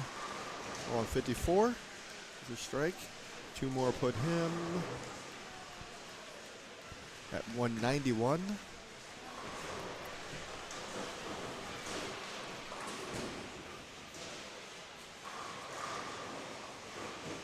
Spare there for our E-bowler.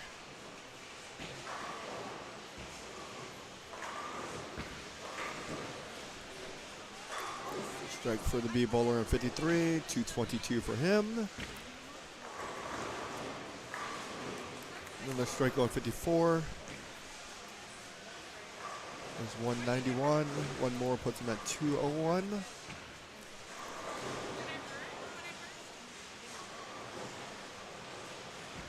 148 plus 9 puts him at 157. For her, the E-bowler on 52.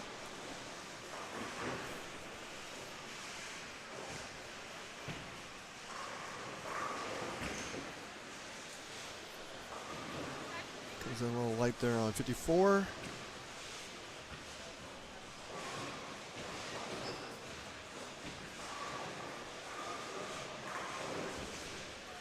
Almost back doors, a strike there on 51.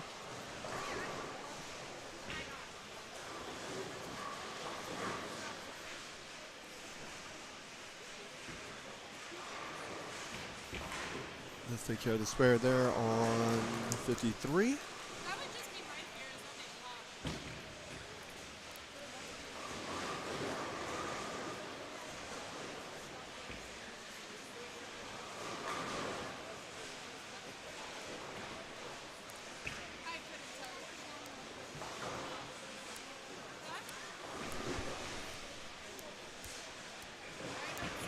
Spare there on 51. Made it interesting, but he did make the spare. Gonna open on 52, so F bowler is gonna finish at 170.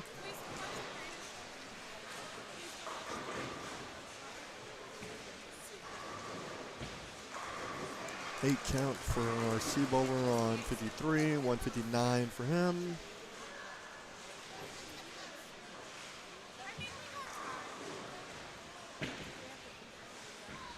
So D, 237.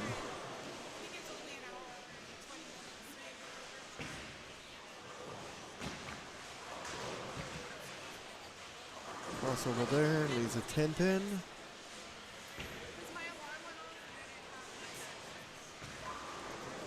A 10 pin on lane 50. 4 pin on 44, or 54. So our G bowler finishes at 130, 122.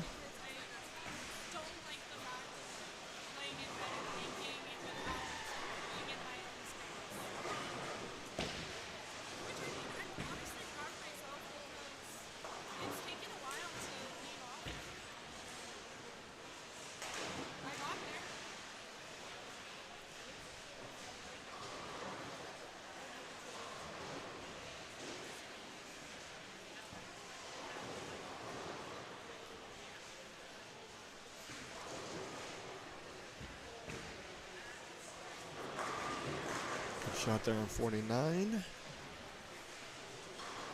First one in attempt. There's a 158. 2 balls to go. Max out at 178. And there's our last ball on 53 and 54. Strike here puts him at 206. Does get to 206.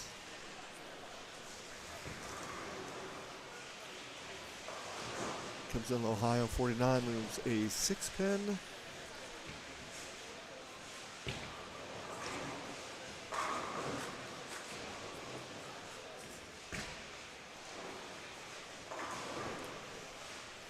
F bowler gets 3, so 156.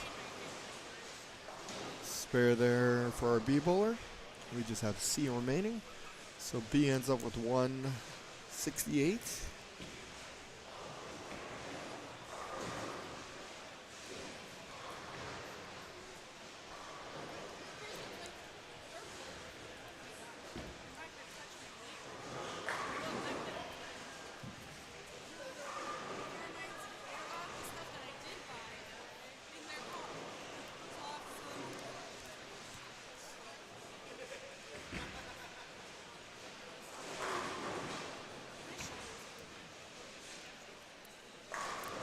Nice shot there on 49. Gets the first one in the 10th, gives him a double.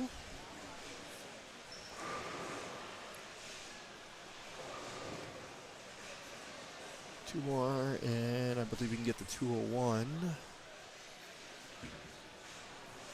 Finishing up game 6. Vanessa's B squad. There'll be 2 more squads tomorrow. 9 a.m. and 3 p.m. Las Vegas time.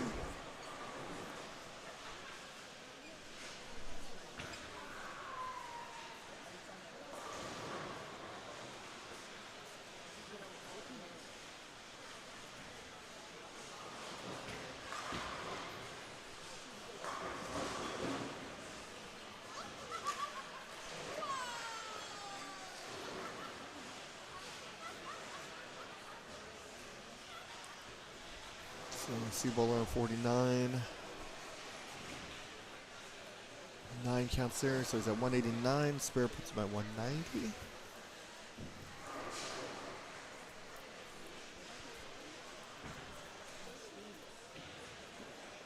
Let's get the spare, so 190.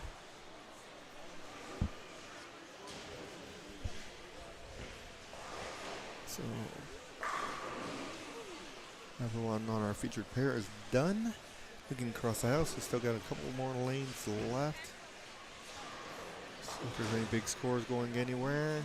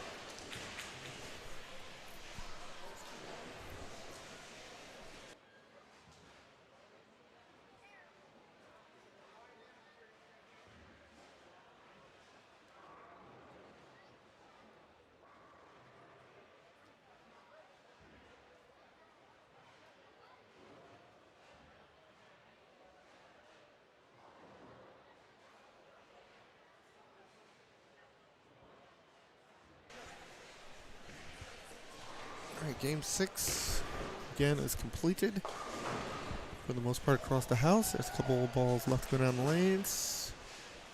Taking a look, 27-28 has some scores going on there.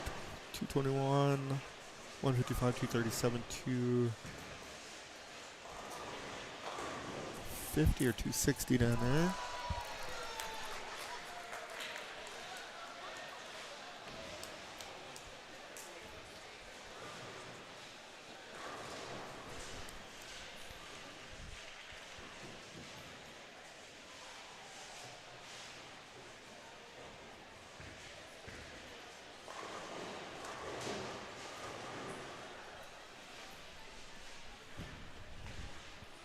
We'll again have 2 squads tomorrow, starting at 9 a.m. Las Vegas time. You can go to bowljbt.com. You should have updated scores for you there tonight. I would say virtually about an hour after we get done.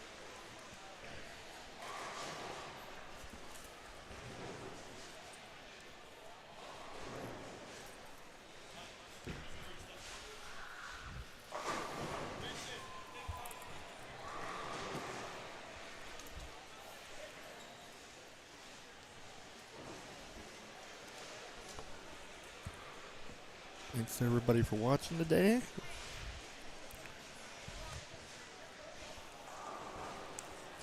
Got to talk to some good people today from Belize, Madison, and Sean. Gianna, head coach of St. Ambrose in Iowa. Had a lot of wisdom to impart. As well as one of his students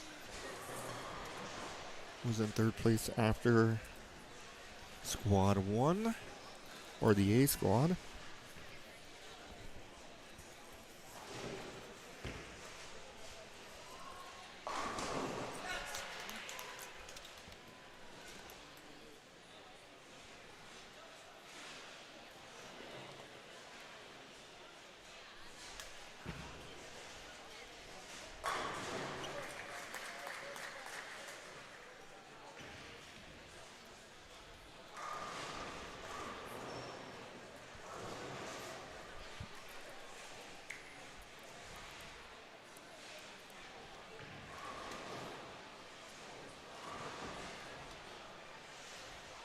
All right, we'll see you tomorrow.